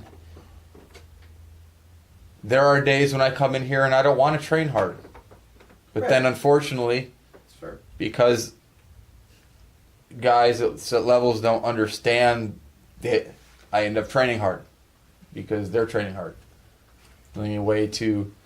Well, some guy comes in and like he's like, "Oh man, I feel so good today." You come in, I feel kind of tired today. So you guys roll, and it's like I know it's you're not not- saying no. You know what's the blue? What's the blue cooler? We need some blue. We have the blue Yeah. cooler. I mean, everyone comes in with like a different perspective on everything. You know, like some guy Yeah, coming ready to you go, know, some guy but, comes like, in not ready to go. If you're gonna bitch and complain about people rolling hard, well then, maybe we got to look at the way we're rolling. Because guess what, dude? You're not gonna get. Okay. How about this? Don't ask me about rolling hard. Right. Can't do this. I'm gonna pose a question to each of you guys. Sure. So starting with Steve, you tell me, how do I roll? Do I roll hard, and what are your thoughts on it? And that's John Newman. You're gonna answer that question too. Oh, I will. I know. I know. I know. You can't wait. I guess from my perspective, I don't ever look at it. It's not a question of who's rolling hard or not hard. I think it's like every person rolls how they roll, and it's like it's up to you to deal with it because this is the culture, this is the sport, this is what we're doing. Like, whatever is dealt, like whatever hand you're dealt, you got to deal with it. And I mean, it's as simple as that. It's that some guys are going to be these smash passers. They got this wrestling backgrounds. They're just there to just take you out. They're going 110%. And you got to deal with that. Then you have guys who are, maybe these black belts, and they'll just roll over and let you pass their guard because maybe they're trying to work something and everything. And it's like you got to deal with that too because then maybe you'll try to take their back, and they squirm out of stuff, and then they get you in a heel hook or something. I mean, to me, it's almost like it's not a matter of complaint. The only time I could ever think of someone like, or the only time I could consider even maybe thinking, I don't want to roll with that guy, is if like they were being too like maybe spastic. I've done that before. Or like maybe just like they're getting like I'm getting hit a lot in the head. At the camps that I do, and we'll get back just to interject real quick. Sure. I do reserve the right as a 38-year-old to tell somebody, yeah, I'm not going to train with you. And I've done that. I don't do it a lot at all. And I've honestly just started doing that. But some of these Globetrotter camps, some of these guys, some of these Europeans, they roll real hard. Real hard, dude. Like almost like it's life or death. Well, I can fight life or death and be controlled. These guys are fighting life or death and they're not controlled. Mm-hmm. So, like, you don't even have the opportunity to be able to tap. By the time you're tapping because the shit's already busted. You know what I mean? Because they just roll that aggressively. And I'm not trying to get injured like that in a foreign country, regardless of where I am. It doesn't matter if I'm in Europe. They have great healthcare in Europe, but I'm not in the United States. I'm not getting injured like that in a foreign country. Not happening. Because number one, I don't want to travel back home with a fucked up ankle or fucked up knee or elbow that's swollen. Because I've had it happen where my knee, when I tore an MCL in high school, my knee was swelled up like a grapefruit, and I had to hop off a bunk in the middle of the night and crawl to piss in a fucking urinal. And it was, okay, didn't have chest hair, had chest hair. That's how fucking crazy it was. Yeah. Right? I ain't trying to do that shit. Like I said, I got a job. I have supplemental insurance and I have all these other things at work, but I don't need to use them. They're there in case of some dumb shit. A catastrophe. So I have done that before. Yes. I'm like, yep, I'm good. I'm not going to roll with you. Really? I'm like, yeah, why? I have no problem telling you because you're out of control. It's got nothing to do with you're just out of control. Yeah. And I'm not going to allow somebody to latch onto one of my limbs in an out of control manner. Yeah, absolutely. Not going to happen. Yeah, it's that kind of. It's just not because again, once you get to a certain point with jiu-jitsu, man, it's about longevity, dude. Like I want to be doing this. Yes. Like I said, I going back to Gasper. I'm all about rolling hard, man, controlled and safely. It's all about safety, and that's why I, as I've gotten more into my black belt, I'm like, are you okay? You good? You good? You good? Like, and ask out there, you good? Yeah. John, good? Just Good? with me. I Good? think you did it with me. I did it probably 100 times. You're probably like, would you shut the fuck up? I'm fine. But I'm always like, I get worried because I'm like, I don't want to, because I've fucked people up by accident before, a lot. And I've felt really bad about it. But at the same time, I'm like, fucker. Let me know what's up. You know, because I don't want to fucking hurt you. But if you hurt yourself because of what I'm doing, then that's fucking on you. But I'm going to feel bad about it. Anyway. Let's continue the question. The question of if Joey rolls hard. Well, like if not specifically. I mean, if you want to, is it possible for people to roll too hard? I think was the you question, can you can put this on me. I'll take this. No, okay. Well, I can talk about it generally, and then I can talk about it individually. Yeah. Generally, can people roll too hard? Yes, if it's not like the concept of if it's controlled or not. If it's like spazzy, Yeah, it's just too and, dangerous because like, you can't anticipate. You know, like when we roll hard, we can anticipate right. what we're gonna do. But when somebody's like, "Ah," you're like, "Oh fuck!" Right. Like I'm done with you. Like I Yeah. don't even just get off the mat. Like you're just gonna hurt somebody. Yeah. You know. Yeah, but Joey, I mean, I think that Joey rolls hard, but not like super hard. Like I feel like. I'm just afraid I'm gonna pull. You don't have your beard. Right. Like I was always like every time I always get in a position with Derek where I can choke, but I never wanted to do it because I'm like, God damn it, I'm ripping because I hate it. Like I don't. when I grow my care, like, no, but when I grow my Yeah. beard, like when I get lazy, I don't grow a beard. Right. I just do it because I'm lazy. And people rip hairs out of my face. I get like blackout mad because it hurts so much, and I don't want to do that to Derek because Derek's a nice guy. And I'm like, fuck. I really don't care. Like I don't want to rip his hair out. I Fuck. don't care about that. Like I mean, my hair's Blackout. longer, and I people know. rip it out. Like, Yeah, actually, when you were rolling, I was kind of setting up and like a Yeah. baseball bat joke, just kind of dissuade you, and I was like, oh, I hope I'm not ripping his hair. I out. don't So I was kind of see- like moving the gi around. I really don't care. I feel so about- bad. Like that's why, like especially when you had your beard, I was like, "Fuck!" I'm pulling his hair out. Like I'm such an asshole, dude. Yeah, I don't care about that. I feel like that's the price of having long hair or a long beard, or you know, if it was really that bothersome to me, I'd Shave it. cut it. So, yeah. But rolling with Joey is frustrating because it's like I have glimmers of hope, and then they get dashed pretty quickly. Yeah, I like to kill dreams. Yeah. That's my dream killer. Next. You know the whole That's reason Gasper talking right now. Gasper.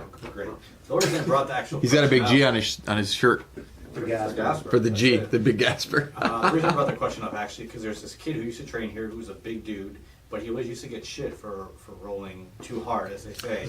And I never felt that, even though he's probably Oh, I 100 think I- pounds. Oh, Yeah. Purple belt. I never yeah. thought he rolled. No, he was just. But I know. I that love people- rolling with. I I love rolling. I know that people complained about him, and I kind of felt bad. Look, he's just a big dude. He is a big dude. But they would say, "Oh, he's going too rough," and I'm like, "Yeah, but like He was controlled. He I don't wasn't think. spazzy. Yeah, I don't think so either. But that's just how why he came was up. too, though. Like Because when, that's how his classes were. threw His his classes weight were the same around, way. He did. Or- I mean, he definitely used his size, but people complain about it, like, "Oh, he rolls too rough for me. I don't roll with him anymore." To professors and stuff, and I'm like, dude, Suck it up. like, well, yeah, like, this Is he punching you in the face? Like, is Right. you doing shin on neck? Like, Exactly. Yeah, So- like yeah, I did that to you. it happens. It happens. And Sorry, so that's guys. where the whole question really came from. Was that, I was just thinking about that. So Okay, was it? Beat on me, Gasper. on you, Yeah, listen, man. Opinions, I guess he dude. wants to know. Does he I'm roll? all Well, too no, I hard? like to know. I like to know because I you know. don't think you roll too hard. Well, that's because I always ask, like, don't ask me about camp. if anything. Like, if you're- you want to talk about a camp, don't ask me. I'm a teacher. yeah, Ask the student. I think you're because you're heavy, but you're also conscious. Like you're concerned for your training partner, Did he which dig is your awesome. elbow? Did he dig his elbows into your face at all, like or No, forearms? actually, like, you did that a couple times. Oh, you No, did it was the real awesome. No, Joey it was then. great when you. Oh, like, when I was going for like, the you were paper like the cutter? knee and the elbow in the face, and I was Oh, like, yeah. "This is miserable." Yeah. But that's like for the paper cutter stuff. That's Well, how you got I to feel do like it. I'm like a grinder. Yeah, He was like a control girl. I'm an older guy. I like to go slow and very slow. be a little mean sometimes. No, it was Yeah. it was perfect. I mean, that Yeah. was how it's supposed to be. Ooh, this banded beer. This one's good. It's Yeah, good. it's not bad. I like this. What's Yeah. this? Banded Brewing, Yeah. Banded Biddeford, Brewing, Biddeford, Viridian, Viridian. Biddeford, Maine. Yeah. Bedford, Maine. Who do we Carolyn know? Hawkins, Carolyn Powell now. Carolyn Powell, Devin Yeah. Powell, UFC fighter. His wife is a bartender or a beer server here at Banded Brewing in Biddeford, man. Biddeford, Maine. Right. Saying it again, Biddeford, Maine. Shout out. Shout out, go get some beer. Devin Powell's a cool dude. All right, so Gasper, So fine. do I roll like a dick? Yes. No, And then we'll go to John Newman because we already know what that's going to be. Joe's an asshole. No, I know you definitely have it in you, but I feel like you You know, there's times where you'll shove your little elbows in my head and my neck, in my face. It doesn't feel good. But overall, I know that you're very controlled, and I know that you're not trying to hurt me or anything like that. When I abuse you, I always let you know I love you. Yeah. But I need you guys to get. I need you guys to just harden your bodies, man. It needs to happen. Personally, I like it. So. Even for the folks here that don't like it, like if you want to do jujitsu for a long time, your body needs to get hard. You need to callus your muscles. You need to callus your. Well, me and my buddy Eric, we'd sit in our apartment for hours with wood spoons and just drag them up and down our shins and my forearms. Yo, I believe Because that's what you I do believe that. to deaden the nerves in your shins and callus the bones so it gets hard. So when I deliver a Muay Thai kick, like I'm hitting you in the thigh with a steel rod. And now when I pass guard or do a knee slice, and I drop some weight in your inner thigh, which is extremely sensitive. You know, I actually. One of my students, I gripped his wrist so hard. He's like, "Dude, you made my hand go numb for 20 minutes." I didn't even realize I gripped his wrist so hard. Because I'm like super fucking dumb about my grip. It's got to be stupid strong, or else like there's no reason. And he's like, "Yo, my hand's numb. Like I can't move my fucking hand." I'm like, "Well, you should get off the mat for a little bit, or just learn how to wrestle with one hand." Because it happens. Well, you did the cross collar choke. That was a on me. motherfucker, dude. And that was. I kind of felt your right jaw on my move a little jaw, bit. and I was like, "Blah," like, just. Yeah, he's deceptively sharp, like physically sharp on like bones and stuff. It's really weird. And like, I mean, I'm getting jaw problems now. I think like because my jaw's double jointed and like it always cracks. So like, Oh, I've had my dog. TMJ. I don't know. Like, I have something going. Yeah, Like, bro, I've had my- I couldn't jaw eat a pops. banana this morning. Like it was so bad this Yeah. morning. I tried eating a banana and I can't. Well, how open did my you try to mouth. eat the banana? Is a question. I literally just I Just actually deep just throat smashed That's it. in why, my because face. your body, I couldn't open because my your mouth. your jaw wouldn't allow you to do it. There's a right way to eat a banana as a man. You have to cut it up into slices. You have to cut it up into slices. Even like You can't just eat a banana. Your mouth literally would not let you do it. Different example. I should have known. I had a chicken sandwich yesterday. Hot and- dogs? Did you try and stick the drumstick up your mouth too? Or No, it was chicken breast. Oh, a So- breast. Nice. Good, There we yeah, go. there we go, Back yeah. on track. Back You can put it in your mouth. Safe territory. Back on track. Good man. I had to like eat it like at angles because I can't open my mouth to like take like. Oh, dude, there's normal- times where like I had my jaw knocked out. I don't remember when, but like ever since then, it doesn't even take a lot. The slightest, my jaw goes. Yeah. And I remember I went home one time with my wife. She was like, "What's wrong with your face?" Like my jaw was like this, I can't even imagine. and I was like, Oh, I'm just training today. "Well, dude, it's literally just like the slightest, and it's so, dude, it's painful. It really is. But again, you know, you do this for long enough, you get fucked up, man. It's just Yeah. it is what it is. What would you say your worst injury is from jiu-jitsu, not getting your face broken? Not MMA. Probably I popped a I have a bulging disc in my neck. So there was a point in time where my left arm was numb for 6 months. I had the same thing. It would like turn on and off. Yeah, I had C6 and C7. Yeah, it would like turn on and off. Spine stuff. I can't. But It's terrifying. listen, man. But how did it happen? Do you remember? I remember exactly. I was rolling with my buddy Eric. You twisted. Nope. I was rolling with my buddy Eric at my first school that I opened up in Manchester, and this kid Eric, we grew up together. We were best friends since we've been like 12 years old. We started MMA together. He enlisted in the Army after probably a year after I enlisted in the Marine Corps, and then he did a deployment, and then didn't do jiu-jitsu again from 2007 when he got home. I don't remember. He started judo. I don't remember when Eric started doing BJJ again. To be honest with you, but if he had started with it on the same timeline as me, he'd be the same as me. He'd be a black belt. We'd be both getting 5 years as black belts. Because he's actually the one. When I got out of the Marine Corps, he asked me, he's like, you want to get in this MMA shit that our buddy Frank Latino was doing at the time? I was like, yeah, let's do it. You know, and nobody knew what the fuck it was back then. But we were rolling, and I brought him, I was bringing him over. I was doing a sweep over my head, but I didn't move my head out of the way in time. So at one point in time, all of our weight was on the back of my neck, or the back of my head, and I finished the roll and everything, but I felt it. Like I felt something pop, or something weird in my neck. And then my whole arm just felt like I stuck it in a fucking light socket. Felt like it was on fire. See, that's weird. So for me, I was rolling with my buddy Dan, and we got into a scramble. My neck hurt afterwards, but nothing too crazy. I was like, stiff neck, whatever. And then after class was over, I was in the shower, and that's when it started killing me. My arm went numb. By the time I got home, I was in the worst pain ever. Yeah, but it was weird because what used to happen with me for like the 6 months is like I'd shake my arm out, and it would go away. You know? But I kept training.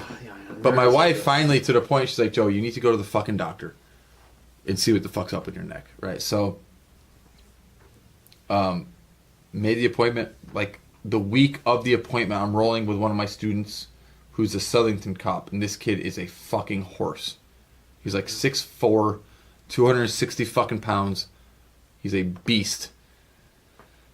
So I got him on my right side. We're not even rolling hard. I'm just moving him like this. And my left scapula hits the mat. And my arm just goes fucking on fire, dude. My entire thing from the shoulder all the way to my fingers was just...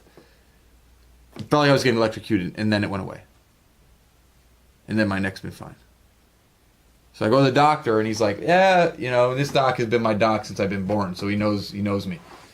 He's like, oh, you know, if this happens again, you know, you really... I was like, yeah, well, don't finish the sentence because I'm not going to stop training. You know, so basically what I do now is I go to a chiropractor. I don't let him adjust my neck. I won't let him... Because I almost got paralyzed playing rugby in college. So I've had some pretty extensive neck injuries.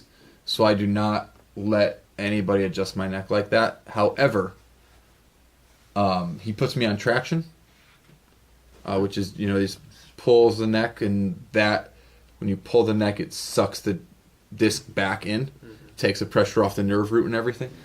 That works great. That he has some CBD lotion. It's like maybe 5% THC, so it really loosens up the neck when he really grinds in there and works the knots out and stuff. And but neck's been pretty good, you know, since then. That traction machine is the exact same thing that you It's the used best. for me. It's the best. And I made it 10 times better. It's the best. And so not It's the bored, best. I've had no problem since. It's the best. But then also at the same time, I also, I've really gotten to the habit of stretching a lot. I try and stretch like a half hour a day. And I try and keep my neck loose. You like back bridging or anything? Or? Not anymore. No, I'll stay away from that. I won't go on the crown of my head.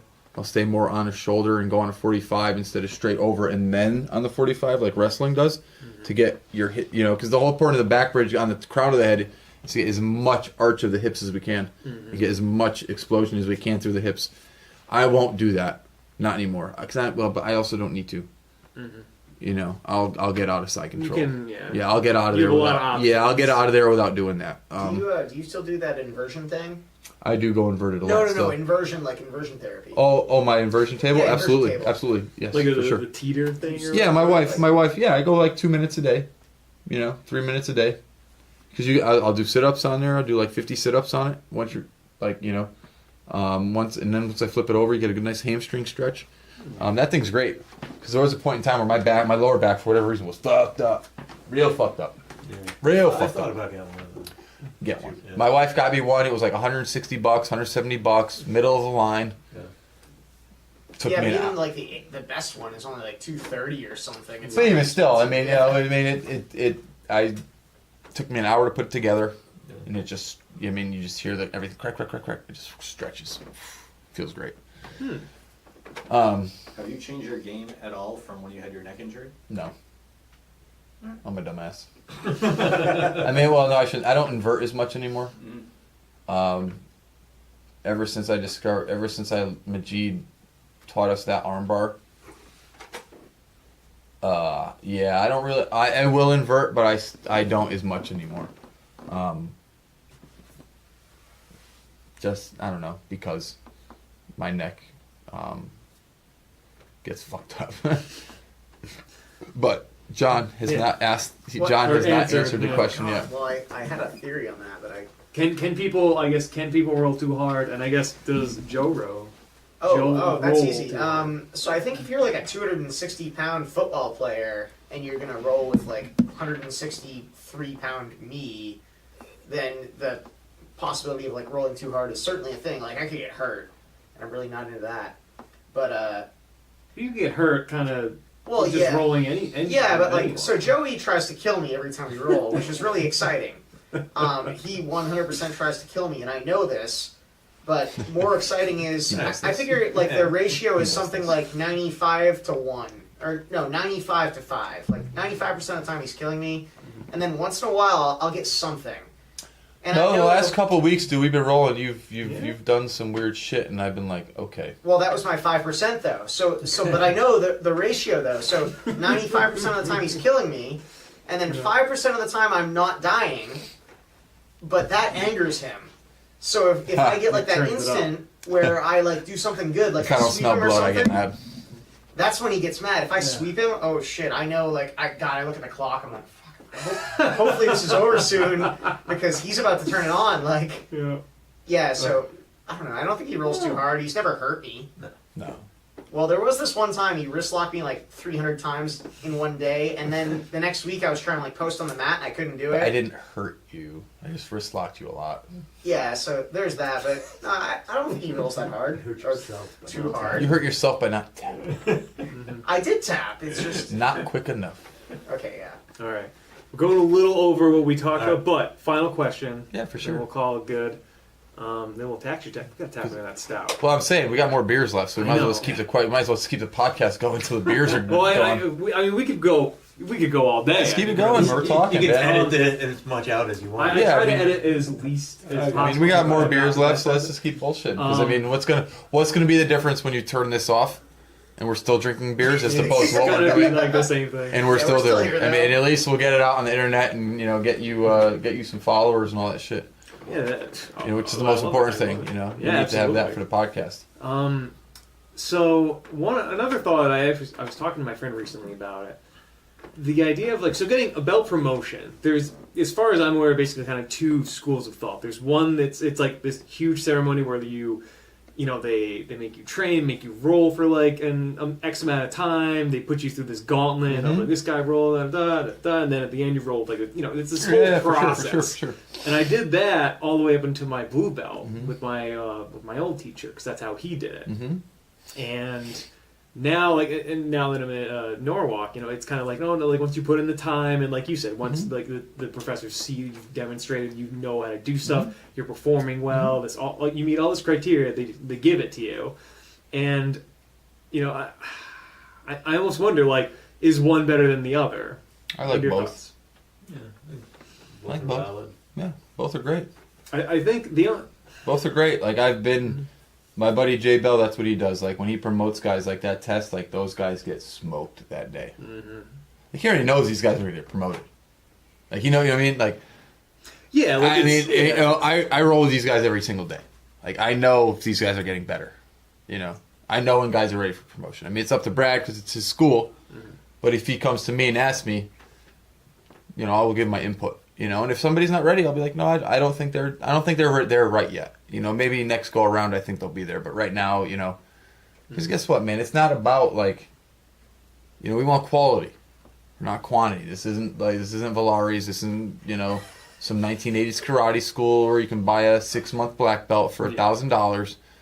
This is a commitment, and we want people who are going to be committed. Well, that's the thing that I thought about is that I know for the original test that I kind of brought up with is it's like you had to train for that extra you had to go beyond. You almost had to, if you were going to be like a blue belt or a pro belt, you kind of had to train a little more. You had to run. You had to like kind of get your cardio up. You had to be a little stronger. Well, than I you mean, were if we before. talk about let's what talk about the jujitsu people. You know, what I mean, jujitsu people are for the very most part healthy human beings. I don't require, me personally, I'm not requiring that of you. I expect you're doing that on your own. If you want to get better on this mat, you had better be doing stuff off the mat that helps you on the mat. You had better be running. You had better be doing some conditioning. You better be taking care of yourself. Because you're going to figure it out. You're going to know, like, hey, man, if I eat like this, I come in the mat, I roll like shit. You know, oh, why is this guy better than me? Because he lifts weights. He runs. He does more conditioning. He does stuff to get himself better for the mat. You know, I tell people, if it doesn't help me on the mat, I don't do it. It's that simple. If, you know, what's that? Except for beer. Beer helps, I think. Beer, well, But listen, it tastes Beer- really everything beer is in helps. context. Right. It's all about vantage points. But you know, obviously, you know, you guys know I love to drink beer. You know, I love to have a social aspect with jiu-jitsu after training. But whatever I'm going to do to help me prepare the mat, yeah. If it doesn't help me, I don't do it. Like, I was an Olympic weightlifter, competitive Olympic weightlifter for a while, and I got up I to didn't know about. I didn't know that. This is why, like, I love it. I just. I got all up to these like stories. I got up to like 190 pounds. And What do you know? like, well, I have Crohn's disease now, so this was before Crohn's, where I could eat like 2 steaks and a can of beans and drink like 3 beers after a training session and gain weight. Now I weigh about 167.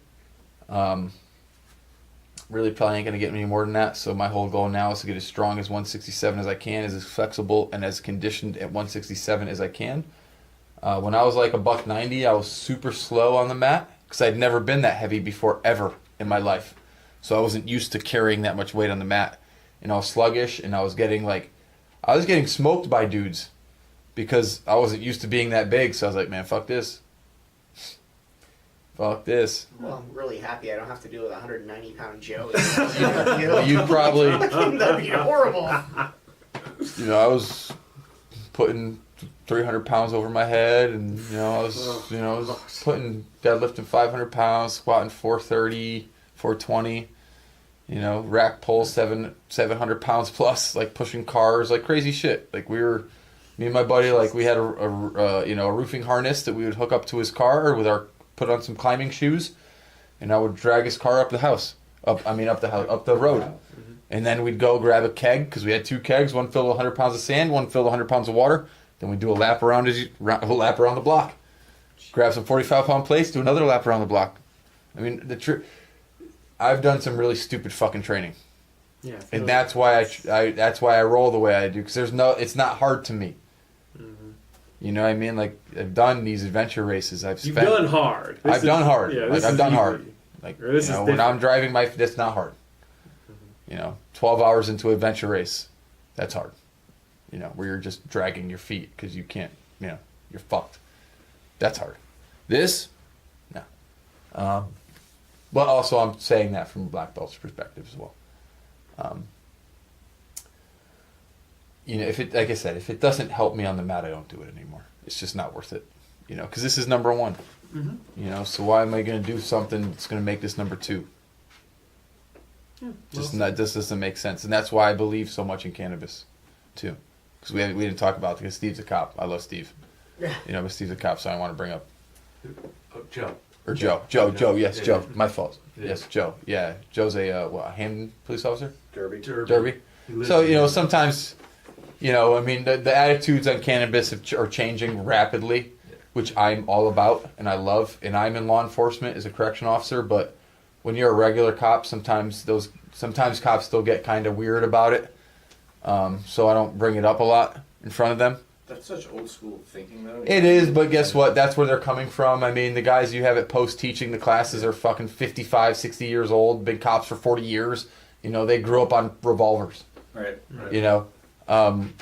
So they still have that mindset that if you smoke dope, that's part of the whole process. You're too, gonna like, chew your face off. You go to an interview and you've done any drugs, it's like yeah, that's dude. like I smoked frowned a bone upon. before I came here. What do you want to talk about?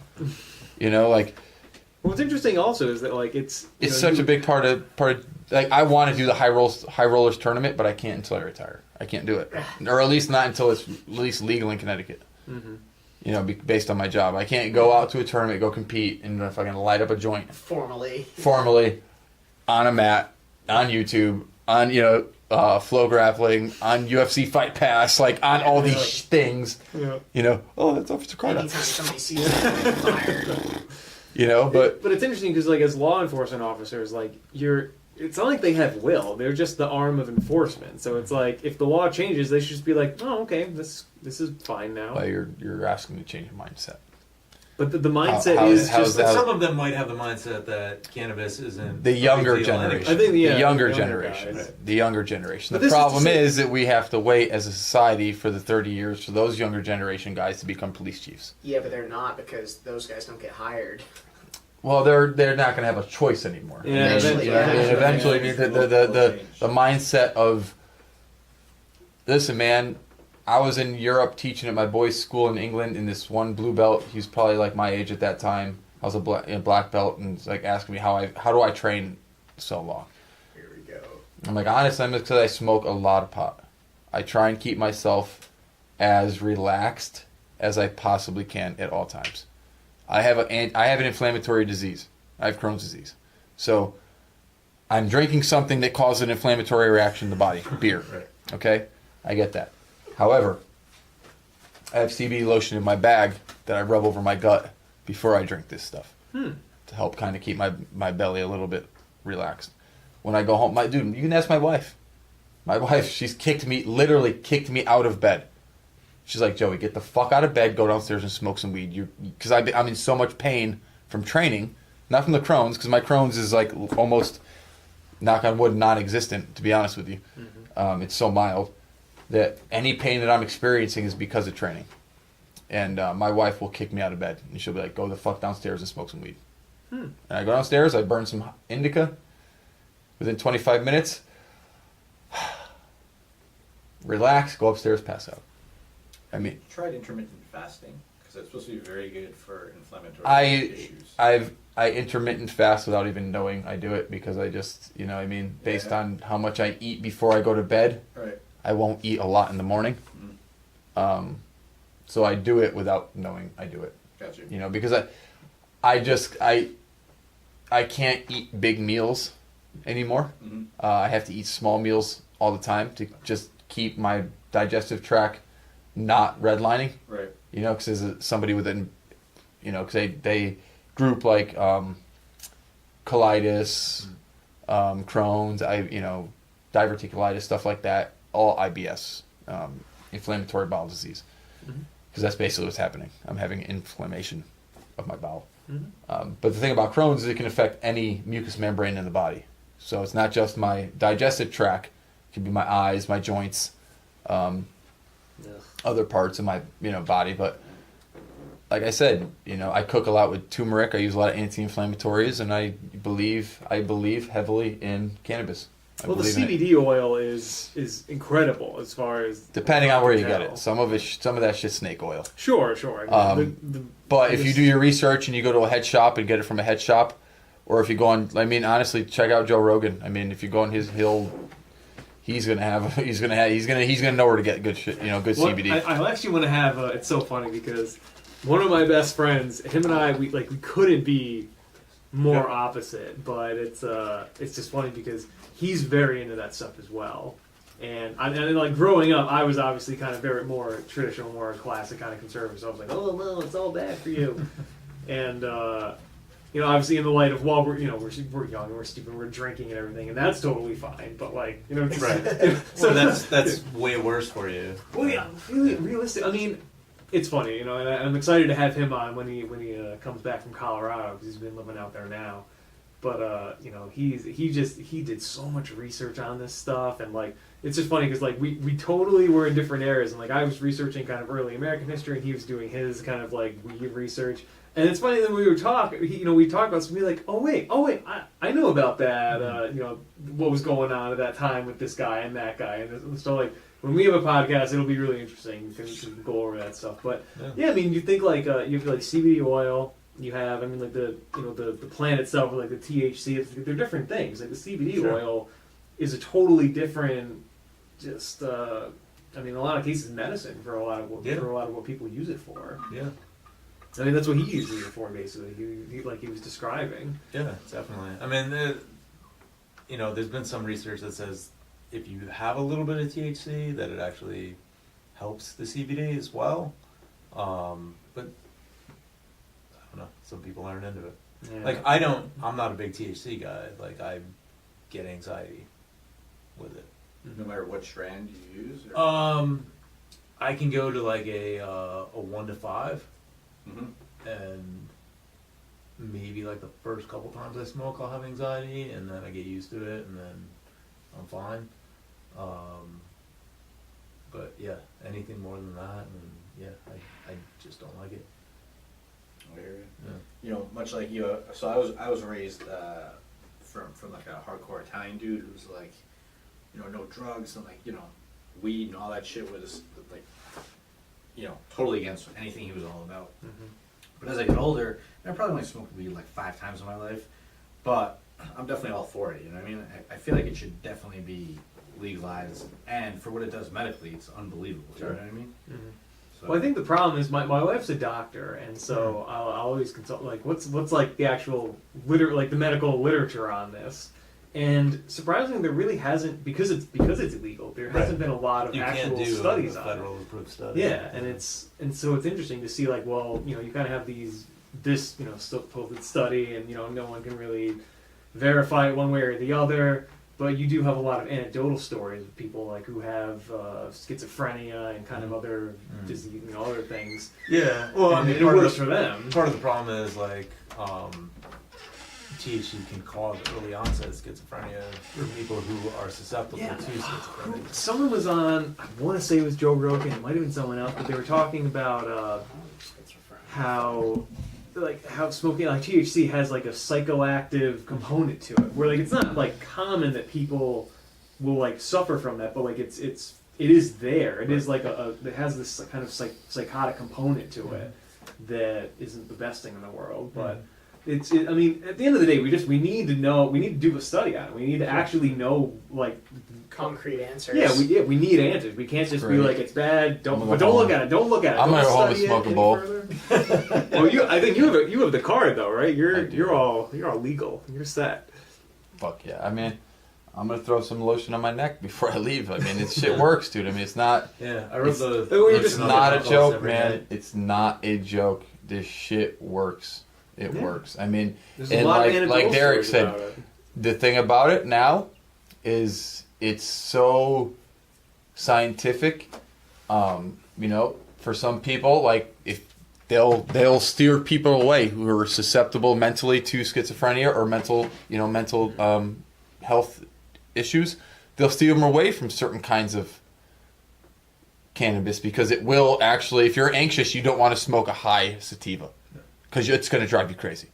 You're going to go crazy. Like, the reason why I'm awake is because I smoked a great sativa before I came here today.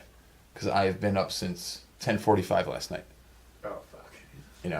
So, like, I had a coffee, and smoked a really good sativa that I got from the dispensary, and I'm good to go. Somebody who's already anxious, you do not want to put that in your body because you're going to go crazy. So what you do is you get a hybrid. Or you get a hybrid. It's more... It's a high in THC, but it's higher in CBD. Yeah, I guess a 1 to 5. Yeah, so it keeps you like mellow. Like there's 1 part THC, 5 part CBD. Mm-hmm. So you're like, it's more anti-inflammatory, but you still get the high. You're still like, Yeah. Actually, now that I'm thinking about it, on Joe Rogan's podcast, he had one guy who was all like, he's got a cannabis clinic. we just had Be Real on from Cypress I Hill. didn't listen. Is that good? I didn't listen to it, but I saw it because I follow him on Instagram. He just had Be Real was like probably 2 episodes ago, and he because my boy sent me a picture, and this is like because Be Real he grows weed. He has his own company. He's like, oh, this is his shit, and he's like, what do you think that was like? It was probably fucking good, probably some good weed. But I mean, when I was in Amsterdam the last time I was there, dude, like we were at this one smoke shop chilling. And I go up to the guy, I'm like, yeah, man, I want like a nice hybrid. He's like, yeah, there's no such thing. I was like, really? He's like, I buy it weekly. bi-weekly back home. It's like, oh, you could get a CBD, you could get a, CBD, get CBD, get a dab. Like, I'm not getting an oil rig or all that. I'm in Amsterdam. What the fuck am I doing that? Just give me some sativa shit, dude. Yeah, or hash. The hash will put you on your ass. That hash is it's good stuff though. No, Yeah. it's all good. I mean, I love smoking pot and then getting on the mat. I love it. It just chills you out. You get relaxed, and I don't know, man. If you want to get all spiritual and weird and shit, it just like puts you in connect. It just connects you better. I mean, I just feel like I connect better with my partner. I connect better with the jiu-jitsu. I just connect better. I feel like my anticipation's better. Like I just flow better. Like the first guy I rolled with today, like I was baked. Put my hoodie up and just shut my eyes and close my eyes, and we just rolled for like fucking 15 minutes. Just chilled. Flow, just going from position to position. And then that was it. Great way to warm up. It's great, But then, you also have the school of thought in jiu-jitsu, because, jiu-jitsu attracts a lot of law enforcement, right? And they're, no. Not enough, actually. Not enough. Well, not enough. I think you're trying. Definitely not enough, but it does attract a lot. And, sometimes they're of the mindset, like, no. But, listen, man, I was just in Mexico, and I was burning all the time, and it just added to it just adds to it, man. It just adds to it. It just makes everything better. Just makes the experience better. It's just, I don't know how to explain it. It was just, especially down in Puerto, it just adds to the experience that much more. When you just burn a bowl and then go walk down to the mat, and super chill. Just get on the mat and just roll around for like a couple hours. Like a little kid, just roll around like a little kid for a couple hours, get off the mat, have a beer, go in the pool. It's great. There's nothing, I haven't discovered anything better to this point. When I do, I will let all of you know. For sure. Interesting. For sure. All right, well, I guess we're 2 hours here. I think Yeah, we're that's good. a sign. Yeah, that's good. At this point. All right, final thoughts. No, this is a good podcast. I mean, last podcast we went kind of in the rabbit hole as far as politics go, but Yeah.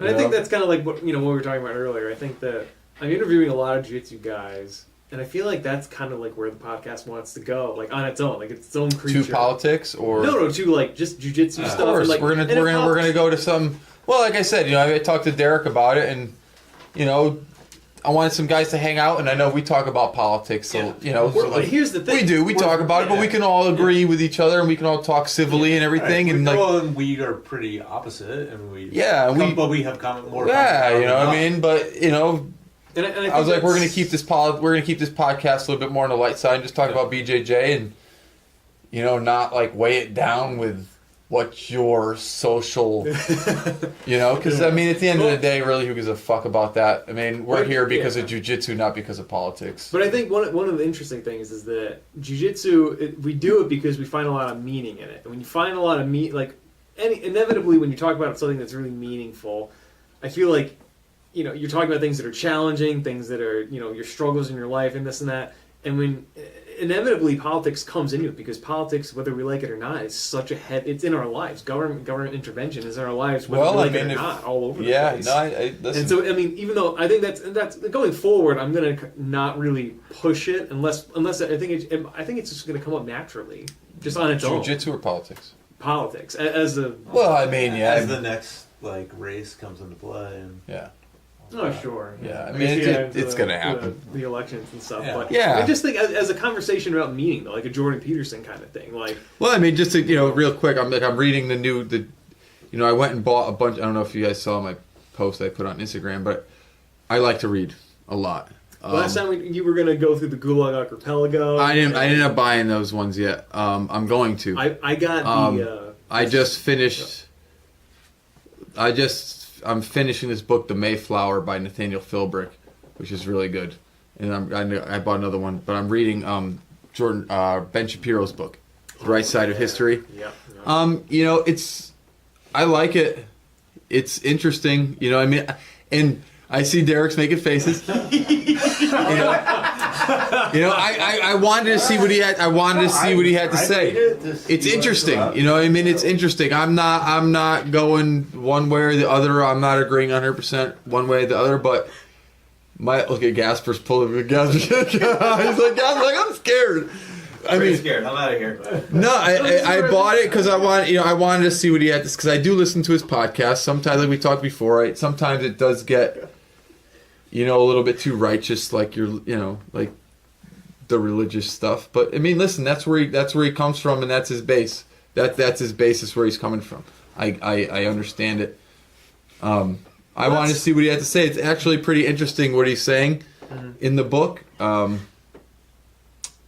But then I'm going to read other books that might go against him, and that's why I listen to NPR and 538 because they are as neutral as they try and say they are. They're actually kind of liberal, and it's a nice balance for Ben Shapiro because he does get kind of conservative to the point where, like, dude, that's not really like.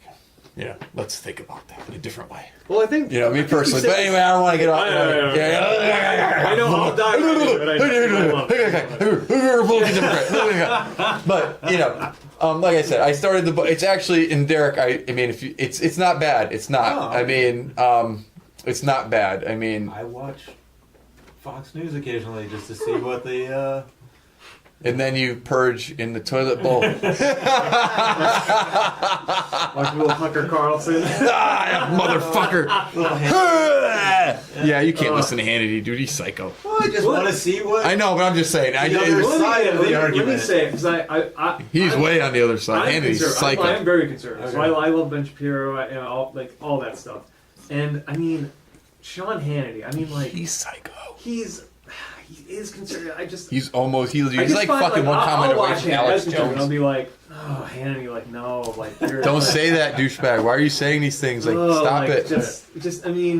I grew up, I listened, my father, he listened to Rush Limbaugh all the time. If this is the case... So I liked him, it was fun and everything, but then as I got older, I was like, I get what he's doing. Start thinking for yourself. He's funny, and he's doing his thing, but it's not really productive if you're trying to... No, there's another one. I saw. Meaningful, or something like Jordan Peterson. It's hey, I'm trying to make people's lives better. I really Where are you? Realistically, I know there's another he's one. actually kind of more of a liberal person.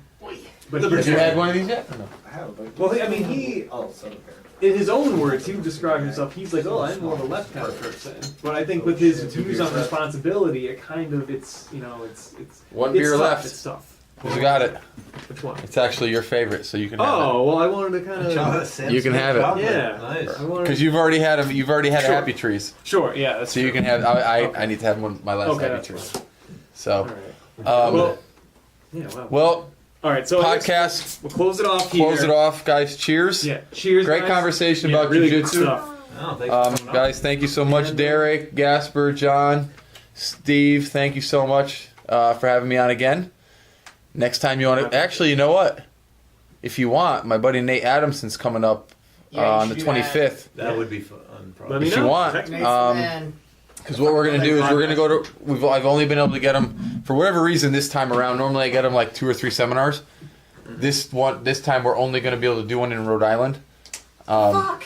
Yeah, we're going to Rhode Island. That's it? One here? Yeah, that's the only one, because Pritt's going to be here that same weekend, and then nobody else can do a seminar Is he that going to weekend. train the week before here, or no? Yeah, he's going to be with me the 25th the whole time, but But the Give him the 25th week. is I know. I'm going away Memorial Day week. No, we don't need to talk about this on the podcast. Well, either way, we have someone coming up. Yeah, my buddy Nate Adamson, I think you'd be really interested in doing a podcast with him. Yeah. We'll set it up. I'll text you and get a hold of you. Absolutely. Lovato, Black Rafael Lovato, black belt. Him and his brother Zach Adamson own Adamson Brothers BJJ in Seaside, Oregon, and they actually just won an award from, I believe, their county because they do a lot of work in the community besides BJJ. Both of them, because they're very how is it? Yeah, what do you think? like it. You like it? Yeah. It's good, Nice. right? It's really good. They're very into the community where they're from. And this will be the fifth. Yeah, that's really good. This will be the 5th year Nate's come and stayed with me. So Nice. Yeah, let me know. We'll do get for one sure, guys and we'll do it again. have We'll do it fun again for sure. That time I may require you to come somewhere else so it can get a little smoky. Brad wouldn't be Probably not. We'll talk. I've known Brad long enough. All right. All right. All right. Thank you guys so much. Thank Until you. next time.